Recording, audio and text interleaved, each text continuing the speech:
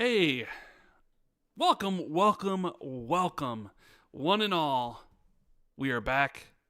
Xbox 2 podcast, episode 399. You know what's funny, because I don't know if I labeled all those correctly over the course of time or put them in Yeah. put them in the playlist and stuff. So we may already be at episode 401. Just wouldn't even know. But for posterity's sake, this is the 399th episode of the XB2. I'm one of your hosts, Randall Thor 19, the man with the million, and joining me as always is Mr. Blizzard himself, who is Mr. Blizzard. loving life right now. Jez I Corden, am. Windows Central. What's going on, man? Hey, buddy, and hello to everyone in the chat. I am Jez Corden of the Xbox 2, as Rand said, on Windows Central. And I am also Mr. Blizzard, which kind of sounds like a Temu version of Mr. Freeze from Batman. I don't know. But yeah, I'm as a Blizzard fan, I'm pretty good frame of mind right now, I suppose. How are you doing, Al? I mean, Buddy, I'm doing buddy of pretty mine? good. I'm doing pretty good. This You is know, good.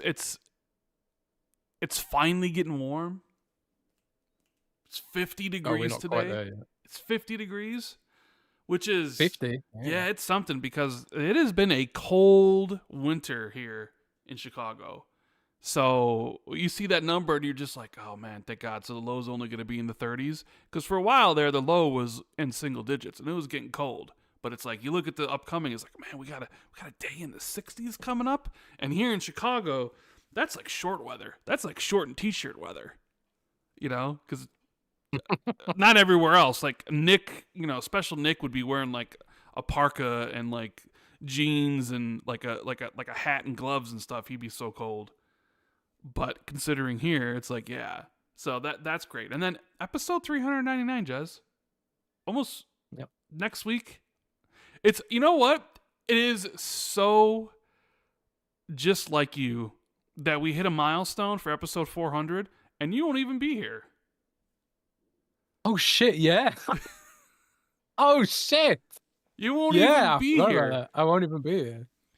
Oh damn, So I guess maybe next week we don't even call yeah. it episode 400. It's like it's a Special. special episode of Xbox 2 or something.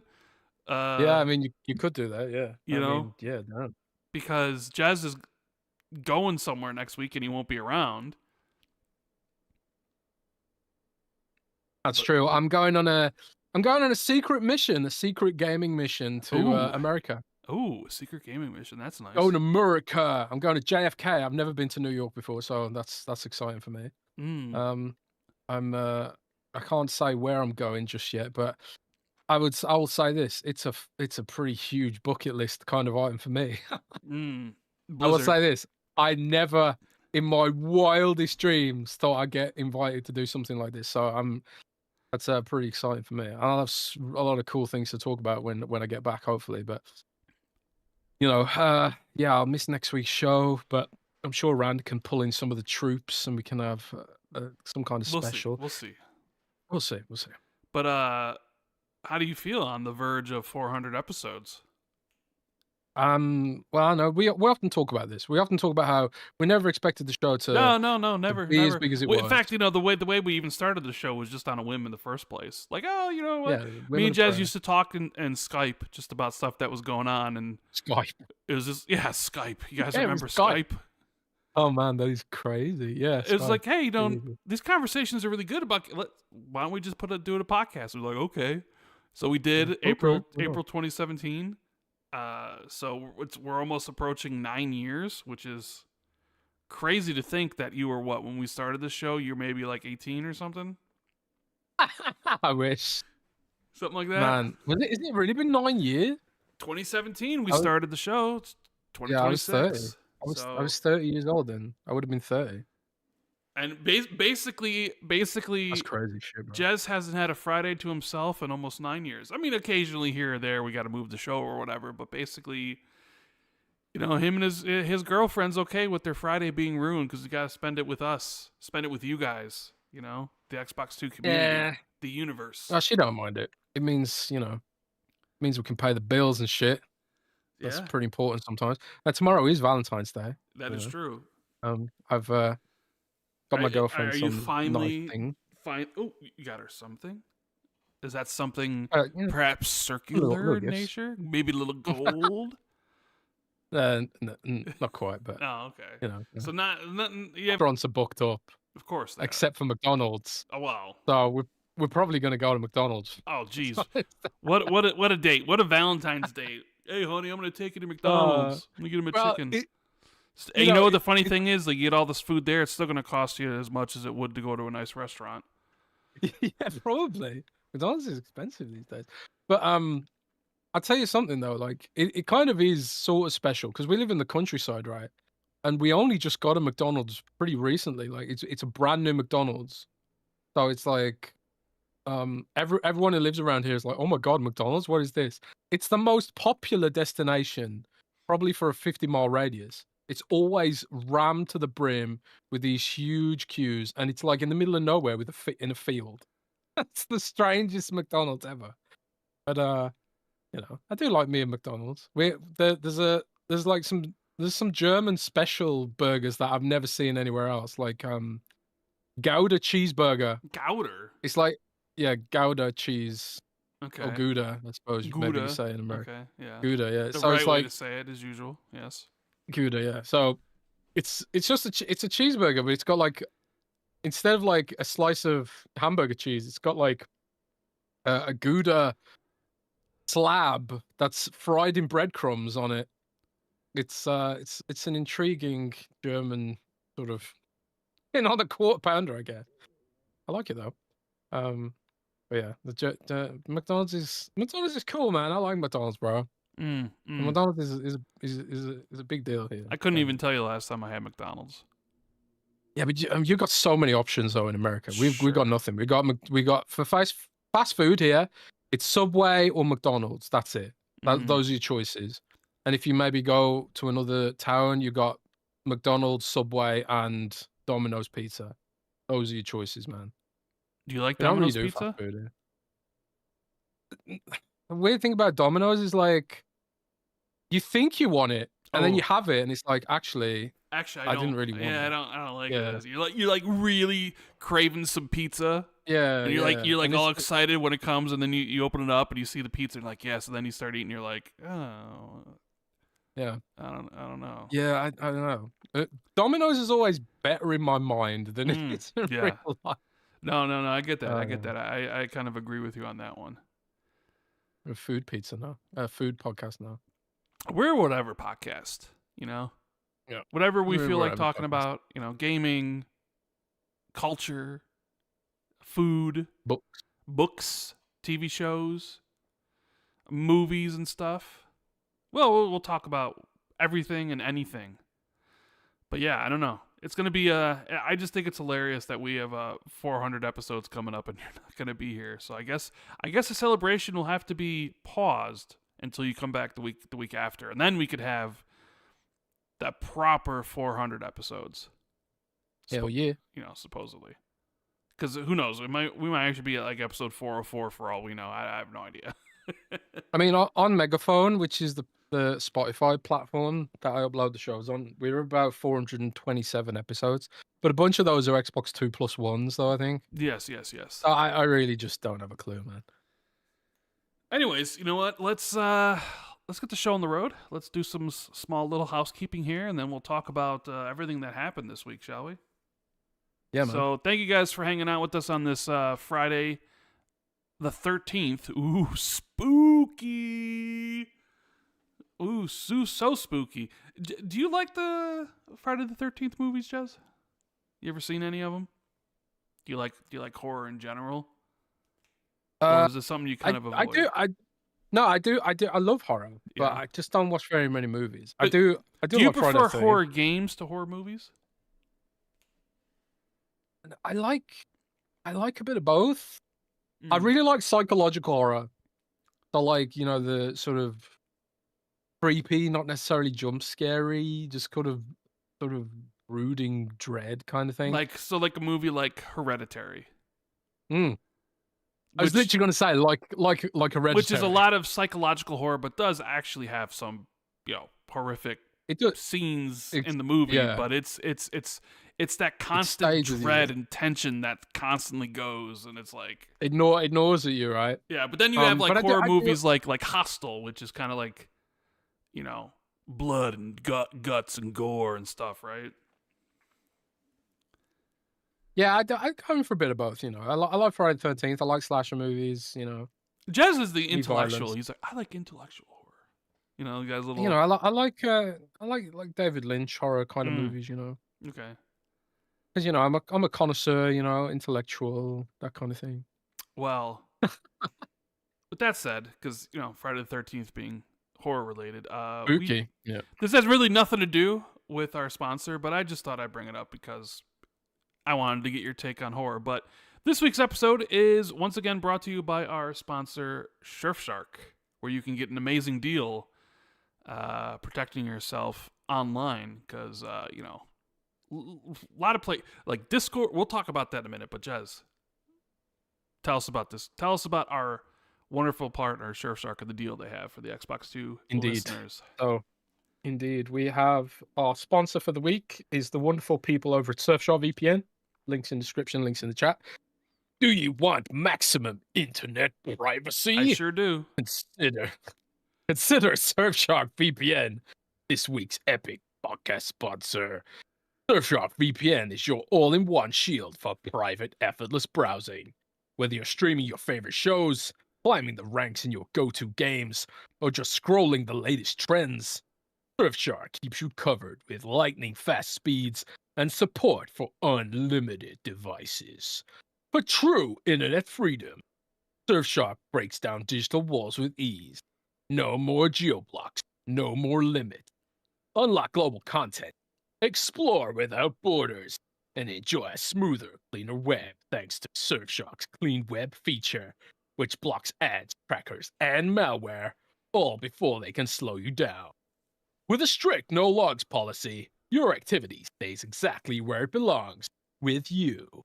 Plus, Surfshark's advanced encryption wraps your personal data in serious protection, giving you total confidence every time you connect. Rawr. Here's the offer.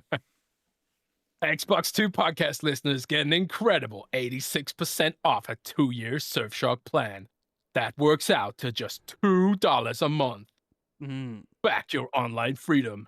Hit the link in the description to get started.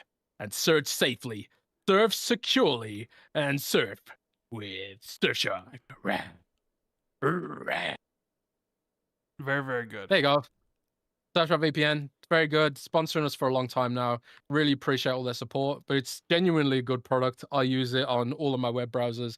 You can also install it at a router level and block ads on your TV. A lot of TVs these days come with ads in the shell, which is really annoying. They sure do.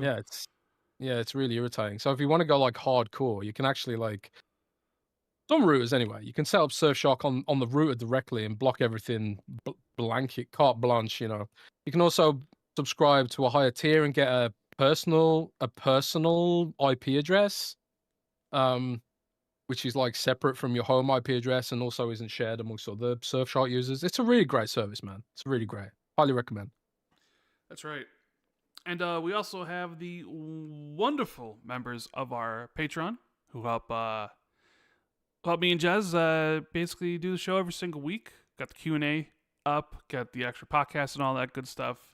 But one of the tiers we have is good old shout-outs. So let me just get this up here. So we got the Xbox 2 MVPs. We got Adam Bartolo, Alaran Grogu, Army Dude 52C, Ace of T and Madison, Battered Haddock, Briggs Country, Bright Tundra 1, Silas, Discarded Caboose, Enix, Fantasticals, Foreign Object, Glenn, Governor Grimm, iMike Zero, Inner Machine, Jay Foley, James Moore, James Wiseau, Justin Duel, Catriox, Laserwolf, Pat Rock, Frosty, RS Donks, RTX GNR 49, Sean Kramer, Shay Elephant, Shrapnel, Trickster for Trey, William Kookendall, Wagerman, and Wolfgang KPZ. Thank you guys so much for your continued support. Now, Oh, I also want to give a special shout out to Lee Sanders, who's getting married. A Oh, special shout out to him. ooh, Lee Sanders is tying the knot, huh? He's doing something that you should be doing, Jez. He is. That's Oh awesome. man. Hope everything goes well. But I guess we'll start here because it's kind of related to what we were just talking about. But Discord kind of pissed off a lot of people this week, Jez. Oh, they sure did. Discord. That's actually doubly relevant based on something someone has said in chat earlier. Oh yeah. Yeah, because someone said that Xbox is shutting down Xbox clubs. Yes, which I have, you're gonna look into, I think, right? no, I've confirmed it now. Oh, it's it's confirmed. happened. Yes. Yeah, it's confirmed. Xbox is shutting down Xbox clubs in favor of Discord, I suppose, because Xbox has integrated Discord into its systems. You know, Yeah, not but just for only, party but chat, only, but Xbox only integrated Discord into like the chats. Like you can, I don't think you can actually no, bring you up. can. You can. Can you? You can open. Yeah, you can open into full channels now and text Oh, chat and all kinds of when shit. did that start? Because I only noticed the voice channels and stuff. Because I use Discord when I'm on Xbox playing Arc Raiders every night. I open up the Discord thing on the Xbox and then I Oh find no, the actually, channel. you're right. You are right. I It don't is think just the voice channels. it is You are just right, voice yeah. channels and direct calls and stuff, but not the actual. Yeah, you are right. You are right. Yeah. Yeah. My bad. Yes. I knew I was right. I was like, you can't do that yet. But I mean, Well, it's probably on the way, and I suppose sure, like probably one of the reasons Xbox is getting rid of clubs is because everyone uses Discord now. And I suppose, but that's kind of problematic in a way because everyone's now mad at Discord. And why are they mad at Discord, Rand? because basically, I don't know much about it. I just saw that people are mad because it's basically something to do with like everybody's going to be set to like teen settings, so you'll have to essentially prove that you're an adult by uploading essentially like government ID, driver's license, or whatever. And people are upset because they don't want to do that, and because I think Makes sense. didn't it happen before where people did this and like their private information got linked and there was hacks and stuff. Sure So did. you can understand people's trepidation and wariness about uploading official government documentation to any like website or anything that requires it, all in the guise of like, we got to protect the children, because that's what they basically do, right? It's all about protecting the kids. The key. When in reality it's really not.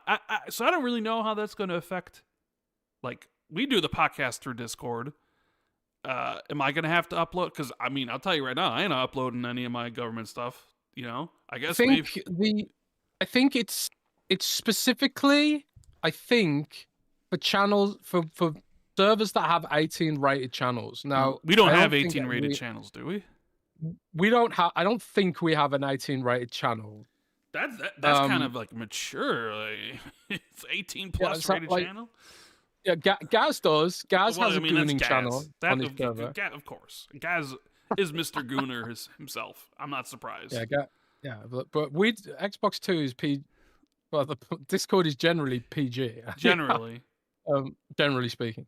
I don't know exactly what the rules are, but it does sound like a lot of people are mad about it. But I mean, it's also like, are people actually going to quit though? People often say like, "Oh, I'm so quitting Discord," and then they end up not quitting Discord. The thing is, we mentioned it earlier. Skype. Remember, like Skype was the big thing back in the day, and it was like people are never going to leave Skype until Skype became shit and a better alternative popped up and people want to use it, right? Yeah. And it's like, true. Discord is super huge. I don't know, is Discord bigger than Skype ever was at this point? Probably. I mean, I wouldn't. I don't know for sure, but you know, it's definitely like, it's a bit different though, because like Skype didn't really have like groups in the same way with all the features and the channels and shit. So it's a different kind of experience. But you know, people use Discord how they used to use Skype, I suppose. And could someone build an alternative? Absolutely. But you're right. Our people just exist. I mean, alternatives exist, but like nobody really uses them. Because Discord has remained free. I mean, it's still private. I mean, even though they talk about having an IPO someday, and although it's weird because I do sign up for Discord Nitro mainly because, you know, we wanted all the perks to our Discord so people could have like access to all the things that like like the custom stuff and like the files. So like I think me and Jez both play for Nitro. We boost our servers, and anybody that has extra boost, they boost it, right? So I pay for Nitro, which it's fine because it's for the people. But then every time I log in or whatever, I just get this thing where like want to gift Nitro to somebody else. When before, there was like I sort of wonder like what they're going to do when they do go public, because that's when people are going to want a return on their investment. And right now it doesn't have ads, it doesn't have any of that stuff, but I can just imagine it just being just run to shit, because that's usually how those things go. It's like we had a good thing with Discord for so long. Now it's like, oh well, here's this uploading government IDs, ads, like all these sort of things that come with like a public offering or whatever. And it's just like, I wonder if it's like people are just so like trenched into Discord and the Discord experience and the community that even if they do all these things, it's going to be like there's nowhere else to go because everybody's here, Yeah. I mean, it doesn't seem like there is a totally viable alternative right now, but I already verified on Discord before because the UK demands it. Which, hey, I've verified on Surfshark Xbox. VPN, you don't have to be from the UK if you have the VPN, It's the same. Yeah, you wouldn't have to be from the US if they ever do this thing. You could be from somewhere else that doesn't require said thing. So yeah, exactly. But it's just the way things are going. I think it's a gigantic scam. And if you actually like look at it, the companies that provide these services are owned by friends of politicians, oftentimes. So this is all like, hey, you got to do this to protect the kids. And by the way, do you want to invest in my company that handles the workload for these kind of systems? That'd be cool. It's corruption, I think. But in another name, I suppose but you can't say it's corruption because it's for the kids, man. It's for the kids. Do you hate kids? And it's like, yeah, I hate kids. I actually do. Yeah, fuck them kids. Fuck the kids. I think kids should just be banned from the internet. But then it's like, how do you prove? Didn't Australia just pass a law where like kids can't use social media until they're 16 or something? Yeah, they did. And now Britain's passing that law soon, and not a bad law. Portugal, Spain, France, I think Germany's talking about it. All of Europe's talking about it, basically. Yeah. I don't hate the law, but at the same time, it's like now you're going to need age verification for everything to make sure no kids get on the internet. I don't know. I suppose like what the play might be is when you turn 18, you can get like a special internet pass or something which doesn't have your ID on it. But I don't know how you'd solve it without some kind of privacy thing. Maybe just make children illegal, just ban having children, and then no more no more issues, right? Just ban children, just ban it, just ban kids, I guess. Just ban the kids, or oh man, what was that movie where there's no kids? What was it called now?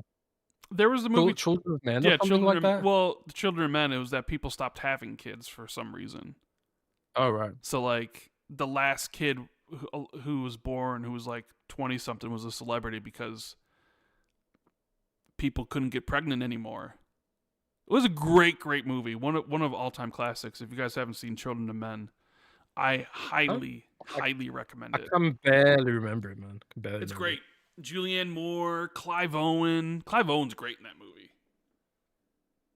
Wonderful, poignant movie. Love it. I think also, don't we want to give a shout out to all the new members who joined recently of the Patreon, Jasmine? We have a lot of new people that joined the Patreon this past week. So anybody that joined Patreon up, bigger than ever right now. So thanks. Appreciate you guys. Thank you. Yeah, I have no idea what happened, but well, actually, I think I do have an idea what happened. But the Patreon's bigger than ever right now. So thanks to everyone who came to hang out with us on Patreon. Really appreciate all you guys. There's also 50% off first month again right now. I put the deal back up. So if you want to get Patreon a little bit cheaper, it's up there now, and also the Q&A thread's up for later on in the show. Well, Well, as usual, I've been playing Arc Raiders. I'm like 350 hours in. But You're crazy, bro. You got issues. I mean, bro. Last night was not a good night. I don't know if Gopher or Magic are listening. Well, I know Magic's not listening, but Gopher listens. Last night was not a good night. We got steamrolled almost in every single game.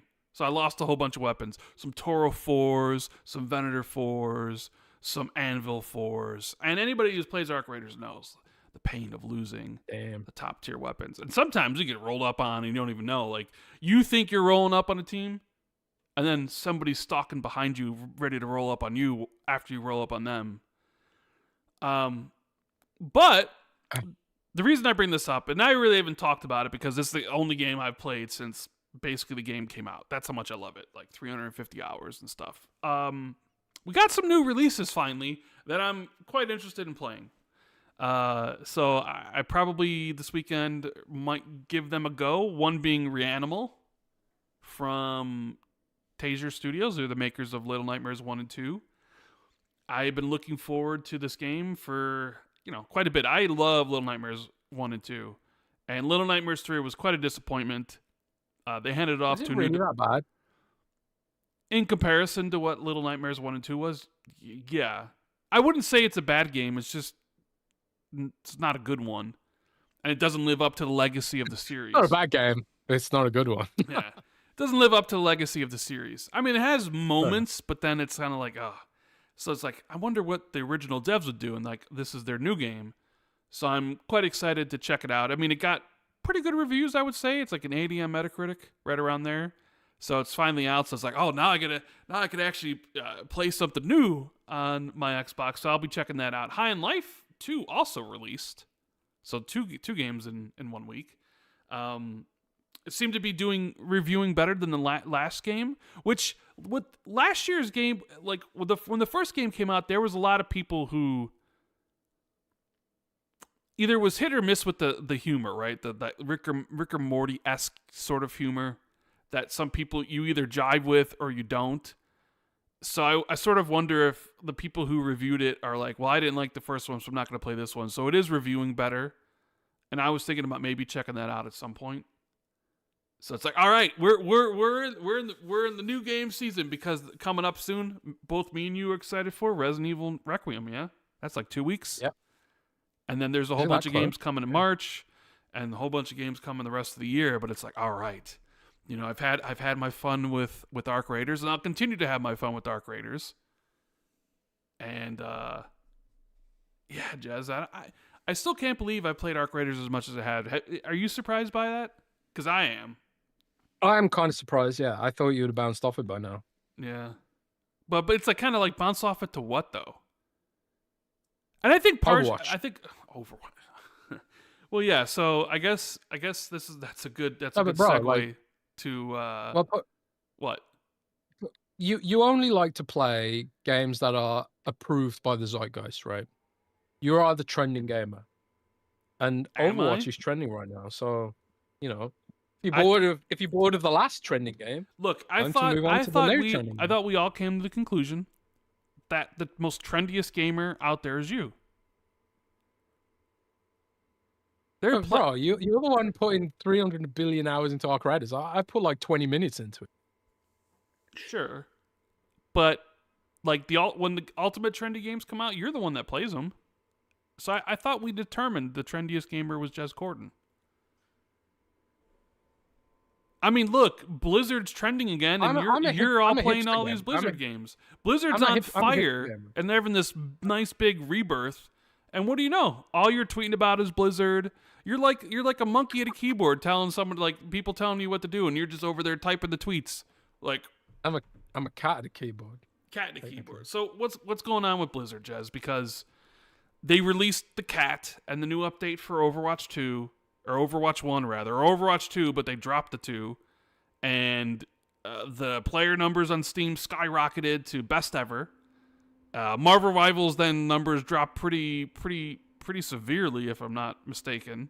Could be wrong on that, but let's have a quick gander at the and the funny thing is, like, the Overwatch numbers on Steam isn't even like that.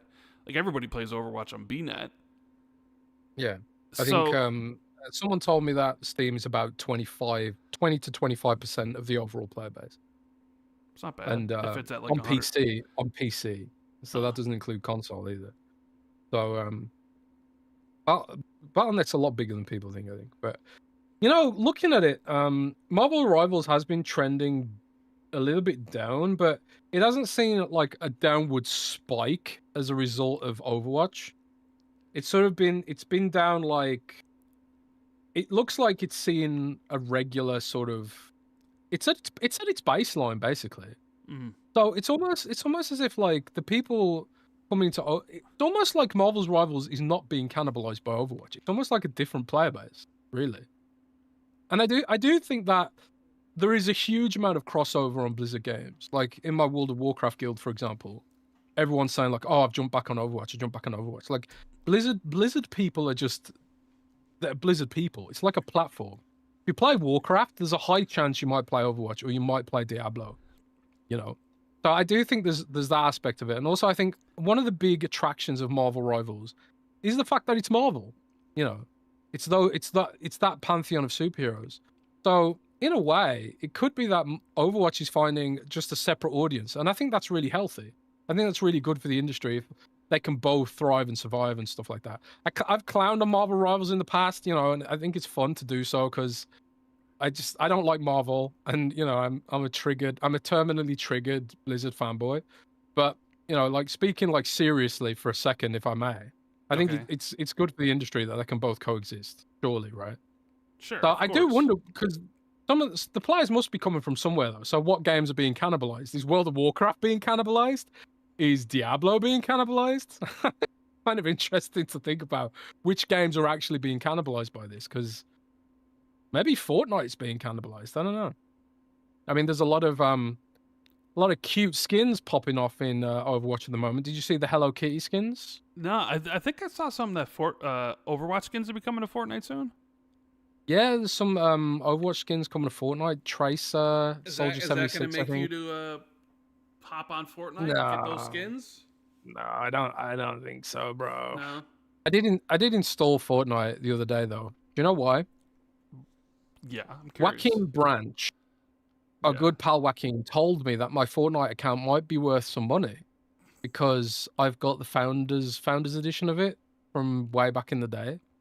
Okay. So maybe I'm sitting on a few $1,000s, man. I don't know. For what? Skins? I don't know. That's what he said. I mean, I don't know if you. I played Fortnite when it was like just Save the World when it came out. So do I have the Founders Edition? I don't know. Oh, I don't know. Oh, but Joaquin doesn't really know a lot, man. So he's usually wrong about a lot of things too.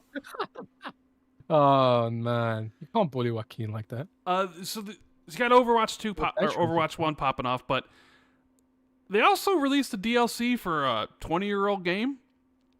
25-year-old game, Diablo 2, which came out of nowhere. Like you have Diablo 4. And they released the Paladin, and I think the expansion comes out in April. And all of a sudden, here's like a new character for a 25-year-old game, and people are like, "What? Are we back? Are we back?" And it's like we're so. But interesting. I saw people complain, Jez, a little bit. I saw some people complaining. Yeah. How could they sell $20 DLC or however much it costs? I think it's $25 or something, or around that range. How could they sell this DLC for $25 for a 25-year-old game where the game itself should be $20 and all the DLC should be like? People were pissed that you had to pay money for like $20 for DLC for a 25-year-old game. Imagine paying money for a game in 2025, but I know 2026. And then they added it to Game Pass out of nowhere as well, which was I was like, I thought it was already in Game Pass, but apparently not. So no. This is one of the complaints about the Activision deal is that there's so many games from Activision still missing from Game Pass, right? But they added Diablo 2 to Game Pass, but not the DLC. You have to buy the DLC separate. The DLC is $25, I think, 21 quid, something like that. I bought it instantly though. Yes. And like if you go on the subreddit, lots of people were like, I'm just happy that this shit happened, to be honest. And I'll say this for the price. Like, they're only gonna do more stuff to Diablo 2 if it's a viable business. You know, you can't just get content for free, especially not with a developer that is based in California, which I do think is an underappreciated aspect of Blizzard's entire operation. California is an expensive place to develop games in. A lot of those developers are very long tenured, and there's a lot of competition for developers in California. So while I do think it sucks that it's expensive, you can't deny the economic reality that developing a game in California is just more expensive. It's why, like, I remember when they revealed the budget of Chronos: The New Dawn. Right. What do you remember? What they said it was? Was it 25 million or something like that, or less even? Yeah, it wasn't a large number. I remember just thinking, can you imagine developing that in California for that money? It would just never happen. Yeah. You know, everything's more expensive in California, so that's part of it, I think. But also, like, I think it informs them whether or not, because Microsoft does have this this mandate for margins, right? For better or worse. We can argue about whether that's fair or not, but Blizzard is beholden to that margin. So, at the end of the day, if people want more content out of Diablo 2, then it's gonna have to cost money. You know, it's not a free-to-play game. But I saw people annoyed for another reason, Rand. Yeah. And I thought this was quite funny. People were mad that Blizzard dared to change Diablo 2 Resurrected, or Diablo 2. What do you mean change? What did they change? Because they added loot filters, and they added some quality of life things. They changed some of the way the trees work, I think, and also they added a new class. So there's a lot of people out there who are like, this is not my Diablo. Like purists, Diablo purists and stuff. So I saw that hot take as well, man. Interesting. So there's that aspect to think about too. So do you think are they going to be doing more DLC for Diablo 2? They pretty much hinted at that in some interviews. I think in our interview with them about it, and also PC Games interview with them about it. I think they said, like, because even Blizzard was kind of aware that people might be mad about them changing Diablo 2, because it's this. People hold it on a pedestal, man. Like Diablo 2. It's like this sort of, I don't know, mythological thing that it's like almost sacrilegious to change it. And Blizzard even said, like, if people aren't too mad about this expansion, then we'll do more of it. But I suspect that they will do more, because by all accounts, it's doing pretty well. Like, if I look at my Battle.net friends list, there's like half of it are the people on Diablo 2 right now. And also the subreddits seems really positive about it, and that's like the hardcore community. The people are actively playing the game, buying the DLC, and they're voting with their wallet, I suppose. So I think ultimately, yeah. And it goes back to like some of our previous discussions around about how old games sort of span generations, I think. And like with Diablo 4, you're in this situation where, because they tried to make Diablo 4 like Diablo 2 for the most passionate fans. But then the fans that like want to buy DLC and microtransactions and skins and stuff like that, they want the game to feel faster and more arcadey, maybe, sort of. Right. So like, in my mind, what they should do is they should service both audiences. They should make the sort of Diablo classic, which is Diablo 2, maybe more slower paced and more deliberate, maybe a little bit more difficult, more tricky, more grindy. And then Diablo 4 for people who just want a sort of something that can just blow up thousands of monsters in 5 seconds on. You know? So I think like they do with WoW and WoW Classic, or RuneScape and RuneScape Classic, or even Fortnite and Fortnite Classic, you know. It's kind of, you know, it's kind of makes me feel old, Rand. Is that like, you sometimes you hear like older Gen Z people saying shit like, oh man, I remember Fortnite used to be so good in my childhood. And like that. And it's like, bro, Fortnite's not that old, is it? And Fortnite is getting pretty old itself now. It's getting long in the tooth a little bit. Getting long in the tooth. You know what's even longer in the tooth than Fortnite? Rainbow Six Siege. Think about that. Yeah. Think about that. It's like, oh, that's even older. Like when I was looking at because we were talking about how well Overwatch is doing on Steam and Steam database right now. I just loaded up the Steam database to look at how Marvel Rivals is doing, and I was surprised how well Rainbow Six Siege still does. Yeah. Rainbow Six Siege was above Overwatch and Marvel Rivals, and I'm like, damn, Still a like, very, very popular game after all these years. yeah, 11 because we years? never really talk about it. Nobody like it's not really discussed very often in the mainstream, I suppose. No. But yeah, Rainbow Six Siege is. I remember when that was announced, and I was thinking that game is just gonna bomb. I think it dropped the campaign because what was it was originally like Rainbow Six Patriots, right?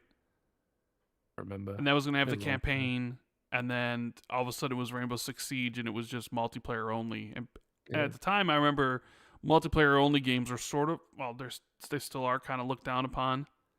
You remember like Cliffy B had the like saying when he was pitching like Lawbreakers, like, you know, I forget the exact quote he was saying. He was like, that kind of risky. you know, it's multiplayer only, no BS, microtransactions, not full price. Because like Overwatch at the time was full price, but it was multiplayer only. It was like $60, and he was kind of like going out there and being like, it's 30 or whatever.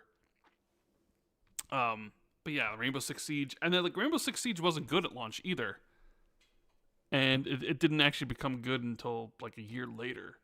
And then look at what it's done. Like it almost sort of pioneered the it almost sort of pioneered the whole like live service stuff. Well, I mean, also I guess I could say like Minecraft is also longer. It's been around longer than Rainbow Six as well, but you're just talking about in like Rainbow Six was on the space, cutting edge. Yeah. But like, yeah, you mentioned like Fortnite being old, and it kind of is like because games normally don't last that long. But we are in a different era where games can last forever, essentially. Yeah. Where you look at like Fortnite, and that shit was 2017, and like it originally was just like the save the world mode. Like, do you remember like it was like the save the world mode, and then they did the battle royale, and then PUBG sued their asses. They stole the mode from PUBG because Epic was doing the server stuff for PUBG, and they felt that they just basically stole it from them. Yeah. Do you remember all that craziness? They're not wrong. Then? It's kind of crazy. They're not wrong. And it's been, 9 years, almost 10 years? And it's like, there's some even other stuff that's older. Minecraft still, like, is around and still kicking. It's nuts. Anyways. Nuts, bro. Let's see, what else we got here? I don't even know. Like, so you're pretty happy with Blizzard right now, right? Being a Blizzard, overall, being a Blizzard fan, you think, like, they're on the right path?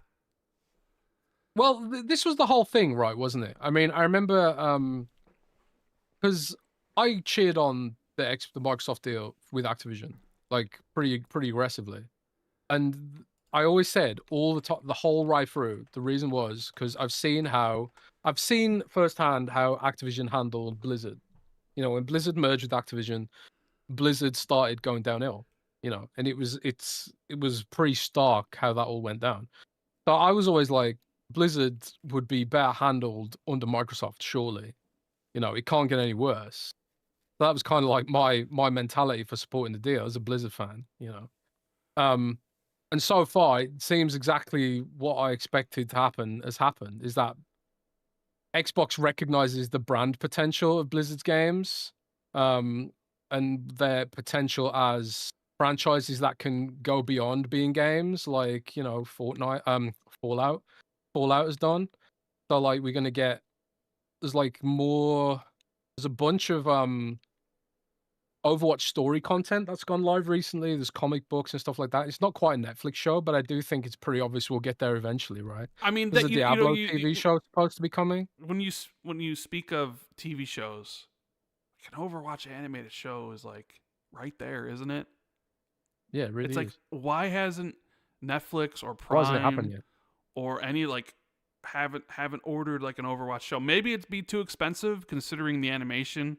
It's because the Blizzard teams make that incredible stuff. But even still, even if you're not using that style, you would imagine you could easily make some anime style Overwatch show, and it would probably be really successful. And it's just, dude, the lore like of just Overwatch waiting is there. really good. It's just waiting there to be plucked, I guess. Yeah, it really is. Like the lore of Overwatch is genuinely really good if you actually read into it. like the comic books that come out and the short stories they do and the little vignettes, and there's a lot of like rich lore content in the game too, like just little dialogue whips that the characters talk amongst themselves sometimes when you're running around the map. They add those every update.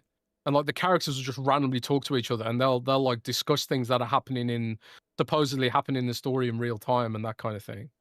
So there's a ton of potential there.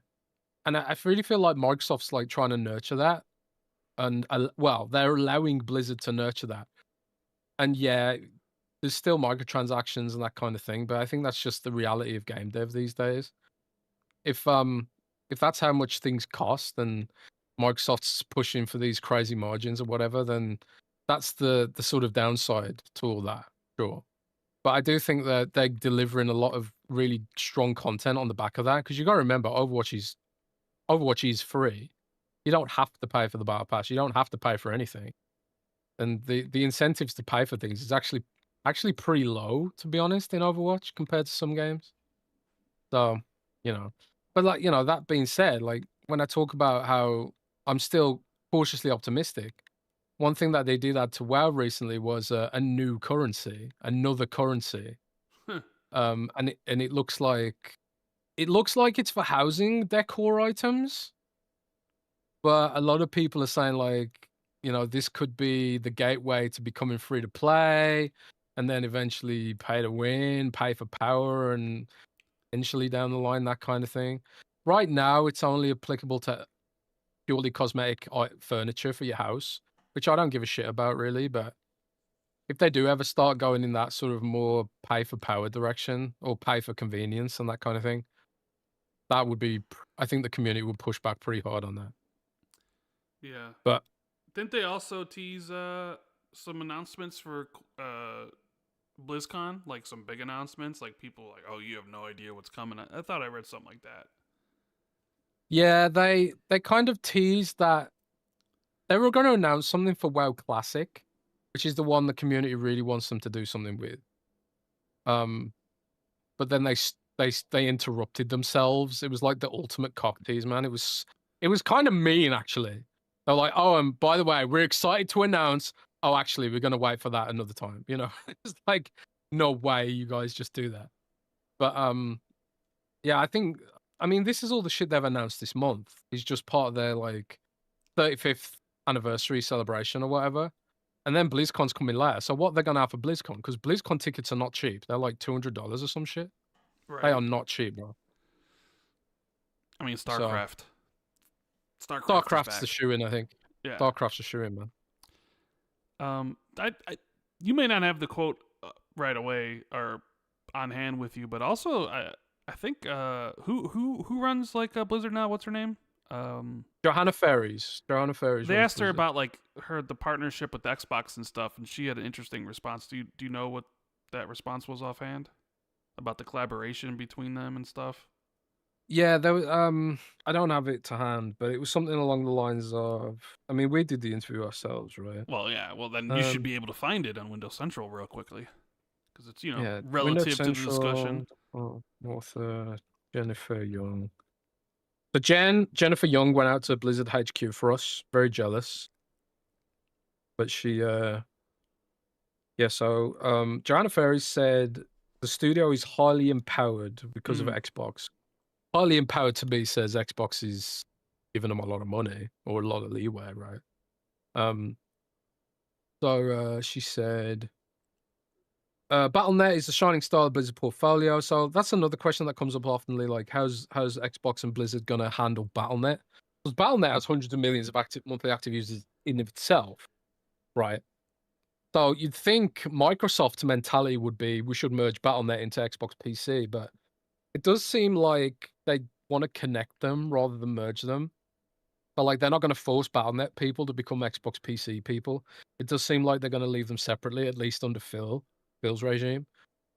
I presume like in the future under a different CEO that could change, but it does seem like they'll keep Battle.net separate and just kind of bridge them. And that is kind of annoying though, Rand, because like someone in the chat was asking earlier, like, why isn't Diablo 2 Xbox Play Anywhere? Yeah.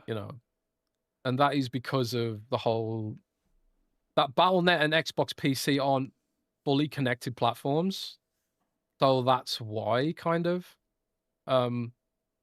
They've worked out some workarounds for some of the games, but yeah, they're not properly integrated yet. So I suppose that's something for them to work on in the future. So Johanna Fairies, keep calling her Johanna because my girlfriend's sister's called Johanna, which is the German way of saying Johanna. Johanna Fairies she keeps using the words collaborate. So it does. She says, I think that's pretty intentional there to sort of say like Xbox isn't dictating to us. It's more of a collaboration, and that like they're not trying to sort of replace Battle.net or replace what Blizzard's doing. They're just kind of like letting Blizzard do its own thing, which I think is what Activision didn't do. Activision didn't let Blizzard do its own thing, which is why we ended up with Overwatch 2 in the first place. Like Bobby Kotick loved his sequels. That's why there's a Destiny 2. There didn't need to be a Destiny 2. There didn't need to be an Overwatch 2. That was all Kotick. So I think that's one aspect of it, but and then she goes on to say, BlizzCon is all about community. When we think of that, we think about it in a very intentional way. We'll make sure that we continue to bring forward what has been such a singular part of what makes Blizzard special. BlizzCon is this gathering. It's a place for people to have those in-person experiences, whether it's because they're reuniting with their people or finding their new friends or forging new bonds, blah, blah, blah, blah. I do believe that we have a real passion for gathering in person and being able to lock arms as people who all just love Blizzard. And do you know what this made me think, Rand, when I seen all this Blizzard stuff recently? Even though I'm a Blizzard fan, it made me jealous. Because I feel like that's what we used to have on Xbox. We used to have Xbox Fan Fest. The Xbox community was all pulling in the same direction, and now it's quite fragmented. Like, what Blizzard is doing for Blizzard and its games is everything Xbox has abandoned in recent years. That's kind of sad, isn't it? Yeah. Yeah, it is. I don't know you guys feel in chat about that take, but I do feel like Blizzard is doing all the things that Xbox used to do, and that Xbox just doesn't do anymore, which is really sad. But I don't know. Let's take a look, see what we got. What else we got here? Did you see this Mind's Eye drama stuff? No, give me the drama on Mind's Eye. Oh man! I tell you one thing I did see though. I got a review code for the Mind's Eye re-release or something in my inbox earlier. Did you? And I was like, I didn't ask for it, and I was like, hang on a sec, Mind's Eye got re-released or rebooted or what? Or an update? But I got a key. It felt like they're trying to push it again. So but what's going on with Mind's Eye? This came out like last week during our podcast or whatever, so we didn't talk about it, and it's just hilarious. And as someone who's played Mind's Eye, I have, I do have an opinion on it based on what was said, So Tom Henderson reported this over at Insider Gaming. The headline is, Mind's Eye co-CEO alleges $1 million was spent in sabotaging the game. Will pursue legal action. Against who? So Mind's Eye co-CEO... Who would spend $1 million to sabotage a game? So Mind's Eye co-CEO Mark Gerhardt has alleged in an internal meeting with Build a Rocket Boy employees that they have caught the guys who sabotaged Mind's Eye in an alleged $1 million plus campaign. In the meeting, which took place in late January and was sent to Insider Gaming on the condition that the video not be public, Gerhardt opened the call by saying they, quote, caught the guys who've been sabotaging Mind's Eye. He alleged that the company behind the campaign was a very big American company, but it's probably not the company you're thinking of. Gerhardt alleged that the smear campaign had a budget over $1 million in 2025, and that the big American company allegedly paid the UK-based company Ritual Network, who he claims are a bunch of gangsters, to carry out the sabotages. According to Gerhardt, the company has been paying several influencers, including Cyberboy, an influencer Gerhardt recently threatened with a cease and desist, 3 journalists, and Build a Rocket Boy employees to harm Mind's Eye and Build a Rocket Boy's reputation. In a meeting, Gerhardt alleges that all these individuals will be all be served in prison criminal complaints shortly, and that the criminal charges are for espionage, sabotage, and criminal interference. Espionage? Yeah, espionage. Isn't that reserved for nation states usually? Espionage? Everyone who's involved has real problems, including the company behind it. That is the start of our comeback. So Ritual Network denied the allegations. Now, so this is like his excuse about why the game failed, it was sabotaged or whatever. But as somebody who has actually played Mind's Eye to completion, there's dozens of us. There's dozens of us. I find it hilarious. Right. You gotta be careful what you say, bro. You'll get sued, man. I know. I guess so. I guess I could be classified as an influencer or whatever who's getting paid underneath the table to sabotage their games. I know. Look, I understand, and this kind of can even like fall into like some of even the Highguard stuff of being too close to a subject or being too close to something that you create and that you think maybe not necessarily is perfect, but is really good, and that you have all these other people telling you in your ear, man, this game's really great. It's going to be a hit. There's certainly no way it could fail. This is the new GTA. This is the new Overwatch, etc., etc., etc., right? That you get this, I don't know, confirmation bias thrown to you all the time, and that you believe it. Echo chambers, as you will. And so you think you put out your game, and let's be honest, the game is pretty bad. As someone who's played a lot of bad games in my life, this isn't like offensively bad, but it's still a bad game. And I think I rated it like a 3 out of 10 or a 4 out of 10. And in no way, shape, or form should somebody spend their actual hard-earned money for it. And in fact, the only reason I even played it was because I got a code. And I was sort of curious as, you drive down the highway and you see the cars slow down and you're like, what's happening? And you look to the side and there's a wreck, It's like you just want, you see the wreck and your attention gets drawn. And I was like, okay, well, could it really be this bad? Like, right? Like, there's a sort of curiosity that peaks within you, and you're like, I gotta see it for myself. So I did play it for myself. And there's not really any redeeming quality to the game. And then you sort of think, okay, listen, I'm just a gamer.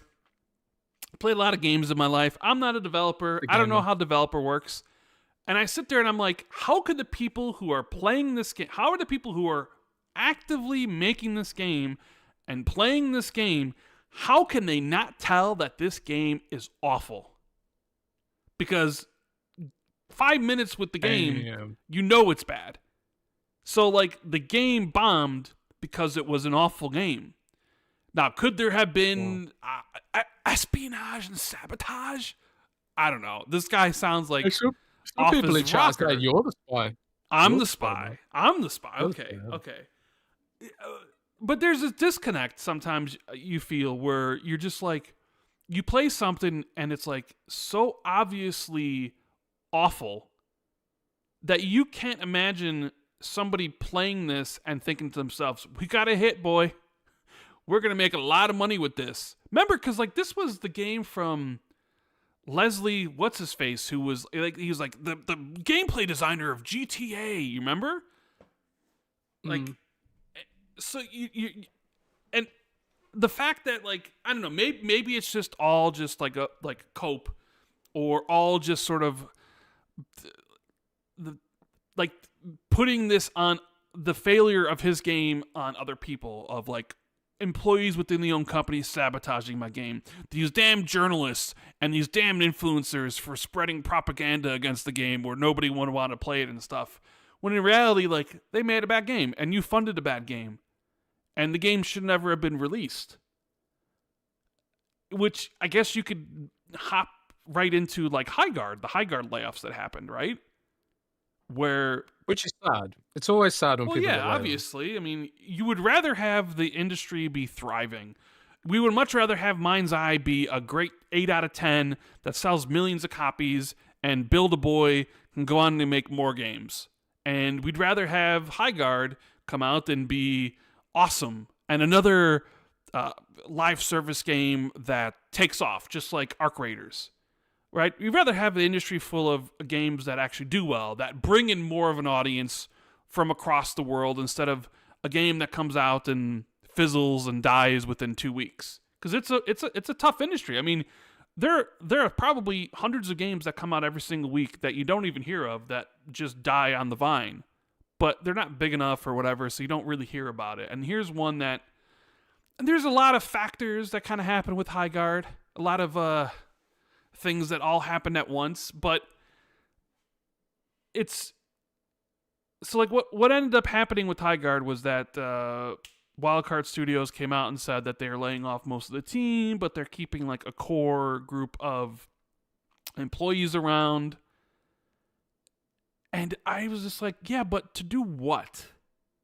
To like, are we like sitting here thinking that they're somehow going to turn this game around in 6 months or so? We've seen games that really that even stopped development, and then, well, not stop development, but they, like with Multiverses, where it launched, it was kind of big for a bit, and then it died off, and they're like, oh shit, we need to do something, so they pulled it, and they're like, we're going to work on it and come back, and like a year later, they relaunched it, and guess what? Nobody cared. We even seen it recently with something like with Splitgate, where Splitgate 2 came out, the guy said those dumb things at the Jeff Keighley show, and then nobody played the game, and then I don't think they pulled it, but then they sort of relaunched it recently, and guess what? Nobody's really playing the game.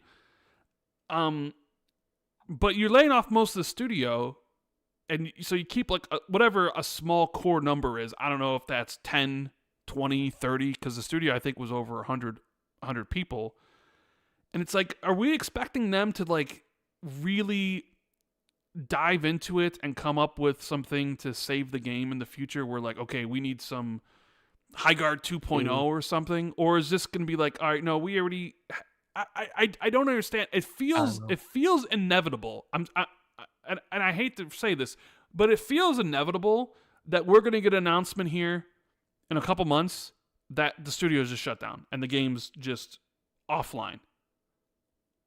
Yeah, I mean, I can't claim to be optimistic about the game or the studio's chances, but you know, there are ways that game companies can survive. Like, I got an email the other day that was like talking. Do you remember Capybara Games? Remember Capybara? Did they make Below? Yes, okay. And Super Time Force. Okay, yes, I remember them. Super Time Force is the first game I ever reviewed. The very first game I reviewed. Fun game, yeah. And Below, I did not like Below, but I never got too far in Below. I thought Below was like, I like what they were going for, but I think they went too hard towards minimalism. It's like they went so minimalistic. There was like, oh, there's nothing here, you know.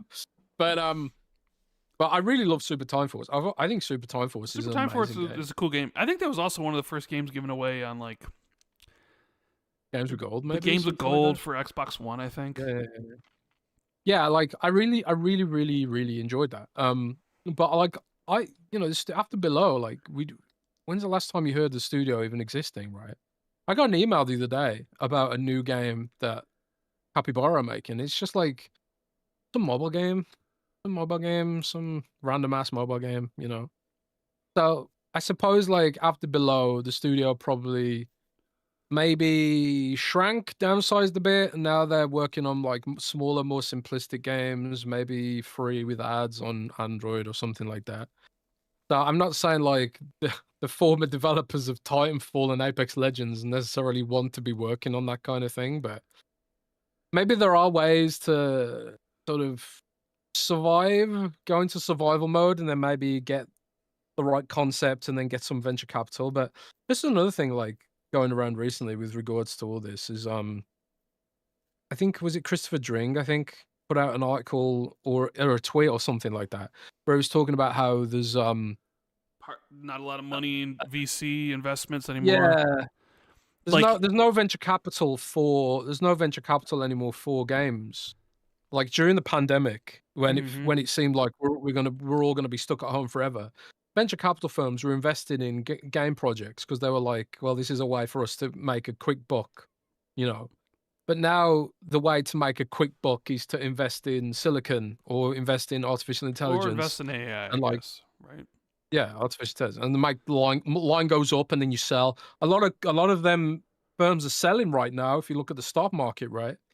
Um, but that's where the money's moving. It's like it's not like these venture capital firms were like, oh, we want to make a game because we love gaming or we love game developers or we love gamers. It's like no, they're just thinking like it's the pandemic.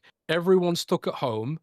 There's more users online than ever. So this is an opportunity potentially for us to make a bit of money. So let's throw some cash at the wall and see what sticks, But we're really well and truly past that time, I guess. Yeah, well, this Um this is the tweet you're referring to from Christopher Drink, because I've had this thought for a while now, because I was like, we're in 2026. A lot of big AAA games take 4, 5, 6 years to make. Pandemic hit. There's a lot of investment. A lot of new studios formed because of it, and a lot of their games are either about to come out or have recently just come out, right? So it's like, but it definitely seems like in some ways the industry is like, all right, well, multiplayer free to play is sort of completely unapproachable. And I say that, and then Arc Raiders just came out of nowhere, but it also was a different genre that really hadn't exploded in popularity on console and stuff. But it seems super saturated. But Christopher Drink says, so 5-6 years ago, there was lots of big investors of all types, publishers, VCs, etc., spending big money on AAA studios and projects. And that's true. I mean, PlayStation bought a bunch of studios. Xbox bought a bunch of studios as well as publishers and stuff. Embracer bought how many, right? Like, there was a lot of money flowing. He says, now there are very, very few big investors spending big money on AAA studios and projects. Those teams that had that investment are now coming to market with their projects. If those projects hit, happy days. If they don't, well, they will need to find investments to carry on. But that investment is extremely hard to find, which leads to studio closures and layoffs. There will be some success stories. There will be a lot of misses too. My biggest concern is the lack of investment in major projects today. What will that mean for our industry's output in 4 to 5 years' time? And like, it's an interesting thought because you're not really thinking about 5 years from now. Because like, there are a lot of games coming out now. And even like when you look at last year and all the games that came out, you're like, wow, last year was pretty big. This year looks just as big. Like constant like games releasing. But then you realize like, well, since games take so long, a lot of these projects started, 4, 5, 6 years ago. Back when like money was more free flowing, when Xbox was signing more things and doing more stuff, and it just seemed like everybody was willing to, get on board. But now with, there not being many investors and stuff, and people less inclined to take risks, and you sort of wonder what will the landscape be in let's say 4 or 5 years. So let's say 2031, right? Well, you look at it and be like, wow, man, there's not really that many games come out. Is it still Fortnite and Call of Duty that rule the roost in 5 years from now? Is there not really another big entrant anywhere because nobody's willing to take it on because they're not willing to risk any money to do so? I mean, I know some of that's kind of like you could say doomerism, but it's something that I was thinking about too because, like we are sort of I guess it depends on who you ask. You say like, hey, we're enjoying a great renaissance in gaming, or there's a lot of great games out there, but then somebody might come to you and be like, really, gaming sucks now. It's fucking awful and it's so woke, right? I hate games, guys. Yeah, like remember when games were good 25 years ago or whatever. So like, obviously it all depends on who you ask and what they like and stuff, but it's rough, and especially when you look at it like a team like Wildcard with Highguard and all the factors that sort of led into the game being what it was. I think primarily because I don't know if you saw the post by one of the developers who got laid off. He was very much like going into it, and I don't necessarily think he really blamed gamers, but like there is some truth about like the first reaction to that trailer at the Keeleys was what the fuck is that? So that, you could say, quote unquote, it poisoned the well, where like people's first reactions to Highguard were negative instead of being somewhat either neutral or positive. And, Jeff Keighley putting a target on the game, I don't think really helped, No, especially Jeff saying things like, yeah, you're going to apologize to me. Like, challenging people I know. to like the game. Challenging capital G gamers, bro.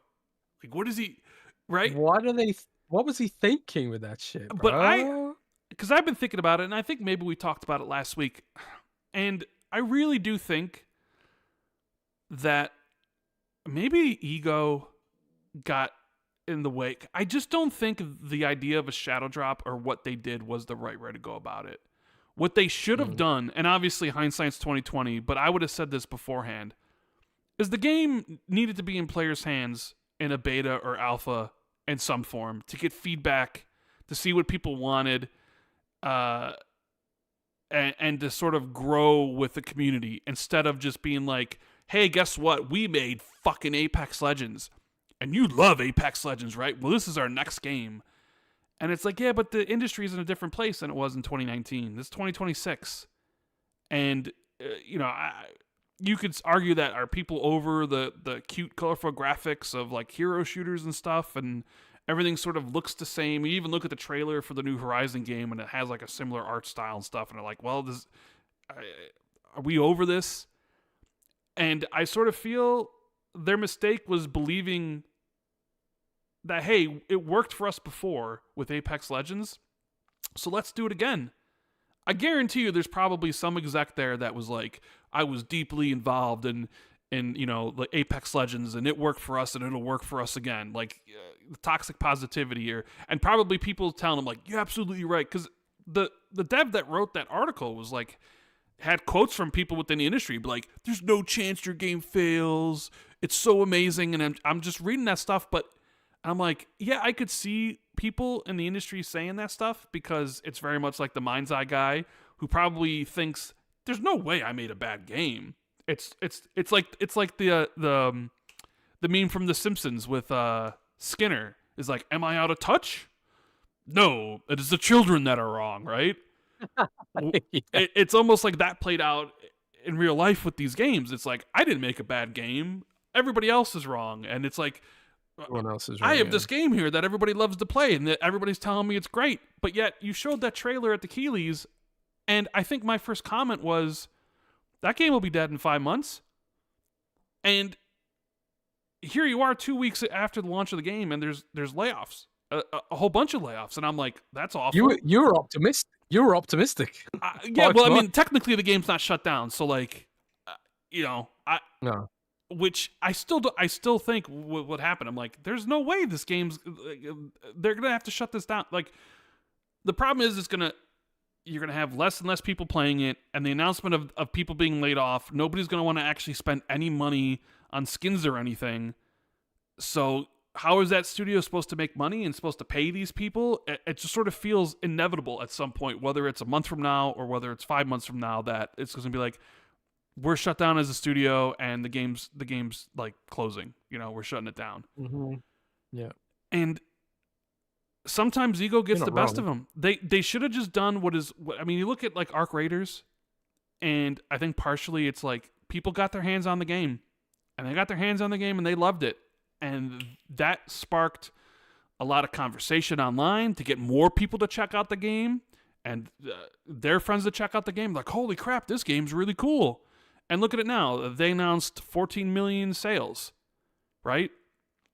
And they announced that they had like 6 million. It was like a million weekly concurrents or whatever it was in January. Like insane numbers for that game. You look at Marathon, on the other hand, a game that people were a little wary of because people wanted Destiny 3 from Bungie, and then they wanted the single player experience. So like Bungie comes out with Marathon, but it's just an extraction shooter, and people are like, we don't want this, and they got their hands on it, and a lot of people hated it. They're like, this game's dead on arrival, and Bungie listened to the feedback and was like, we got to do something. We got to delay the game. They delayed the game 6 months. Now, I guess it looks better. People feel more confident about it. Maybe the success of Arc Raiders helped with, extraction shooters on console. So maybe Marathon becomes a success. But then you look at like the games that don't do that, where like Concord came out with the beta that nobody played and nobody had a good thing to say about it. And they didn't delay the game. They didn't make any changes. And the game was shuttered within 2 weeks. And Highguard comes out and it's just like, we're out now. And it was over. They had 100,000 people play it, but then they lost everybody within a day. And I'm just like, how married were you to the idea of a shadow drop because it worked for you before? Hubris and ego and all that stuff. Because maybe there could have been something salvageable from Highguard if you let actually people play it without the idea of being like, because the other thing is it's free to play, right? Because the guy was complaining about people who played it for less than an hour on Steam and reviewed it. But the thing is, it's a free to play game. So there's no, if you download it and you don't like it within 10 or 15 minutes, no sweat off your sack because you didn't pay for it. I think there's some when you buy something, you probably are more willing to give it a chance and play it for a little bit longer because you want to get your money's worth. So I'm not surprised that people downloaded this free-to-play game and seen if they liked it and like, well, it's not pulling me away from this. I don't like this game. Versus, I wonder what would have happened if they had charged $40 for it, because at least they would have some revenue coming in. You know how the Marathon's charging for the full product and how Arc Raiders did. So even if you don't have that large of a player base, at least you made money. I don't know, Jez. I mean, there's a lot of things that went wrong with Highguard, but I think one of the things that really went wrong was like the hubris of thinking like, hey, just because we did Apex Legends, we can do this again and it'll be successful and everybody in the industry loves our stuff. And it just is like, did you see your game? Do you see how people don't want this stuff? And it's like, you should have just did it. Go ahead. I was going to say, the only thing that matters ultimately, like, we can look at like the way Jeff presented the game and his thing, and like, the way Jeff presented the game was not the best. When you put a game as the closing statement in a big show like that, it creates astronomical expectations. And then Jeff doubled down and said, I'll be getting apologies when this game drops and stuff like that, which sort of challenged people and put a spotlight on the game. He did PR for the game. The game didn't necessarily want to be presented in the way that Jeff was presenting it. And I think a lot of, if Jeff comes to people in the future and like, hey, I really like the look of your game, do you want me to stick it at the end of the show? I'm sure people would be like second guessing that shit from now on. Because I really think Jeff did not help things there. But I will say this. The only thing that matters in today's times is if the game is good. And to be fair to Jeff, that being at the Game Awards did give it a concurrent player base of 100,000 people. Absolutely. And so the number one game reviewer and game influencer is yourself. And 100,000 people played that game, and almost all of them bounced within a week. If that game was good, almost all of them bounced within a day. In a day. If that game was genuinely good, they wouldn't have bounced.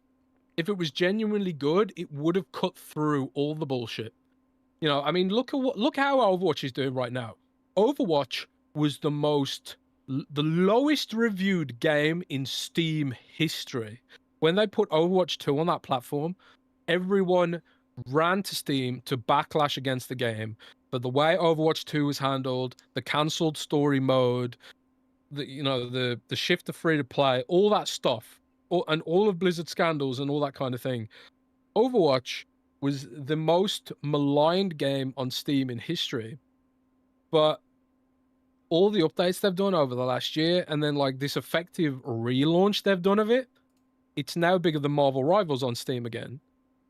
Because even though there's so much hate going around for Blizzard and Overwatch in general, The only thing that matters at the end of the day is the game genuinely fun, and the way they've built it up, and the new stuff they've put into it made it feel more dynamic and unique and interesting. Again, it almost feels like a new game the way it plays at the moment. It cuts through everything. It cuts through all that negativity, because at the end of the day, if a game is genuinely that good, it will cut through all the negative bullshit.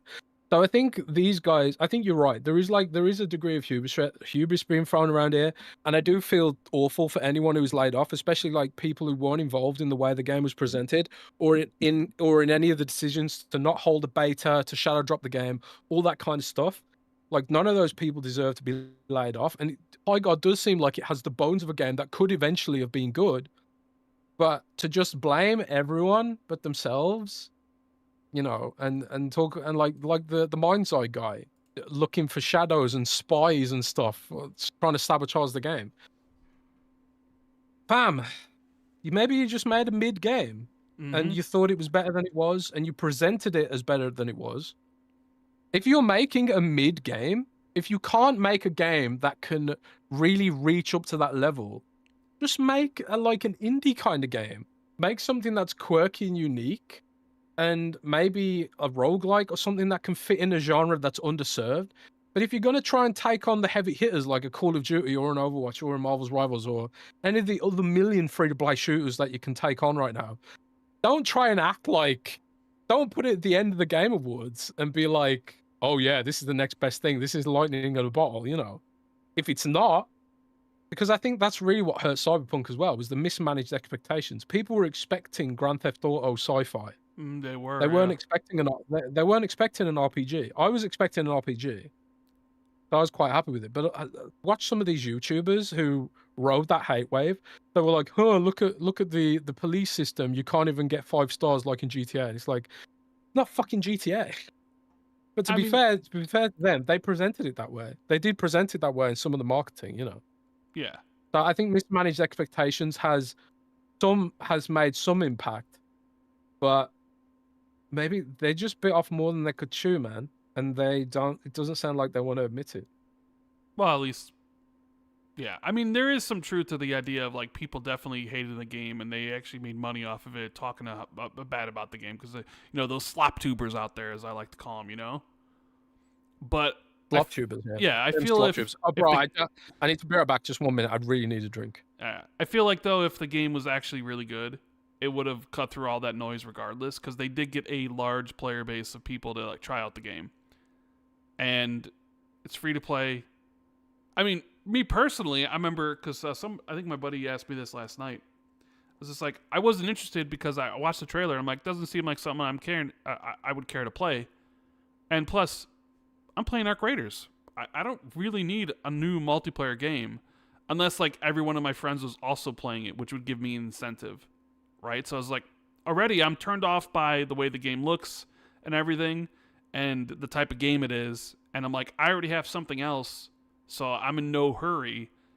But I really do feel if the game was actually really good, it would have cut through all the noise.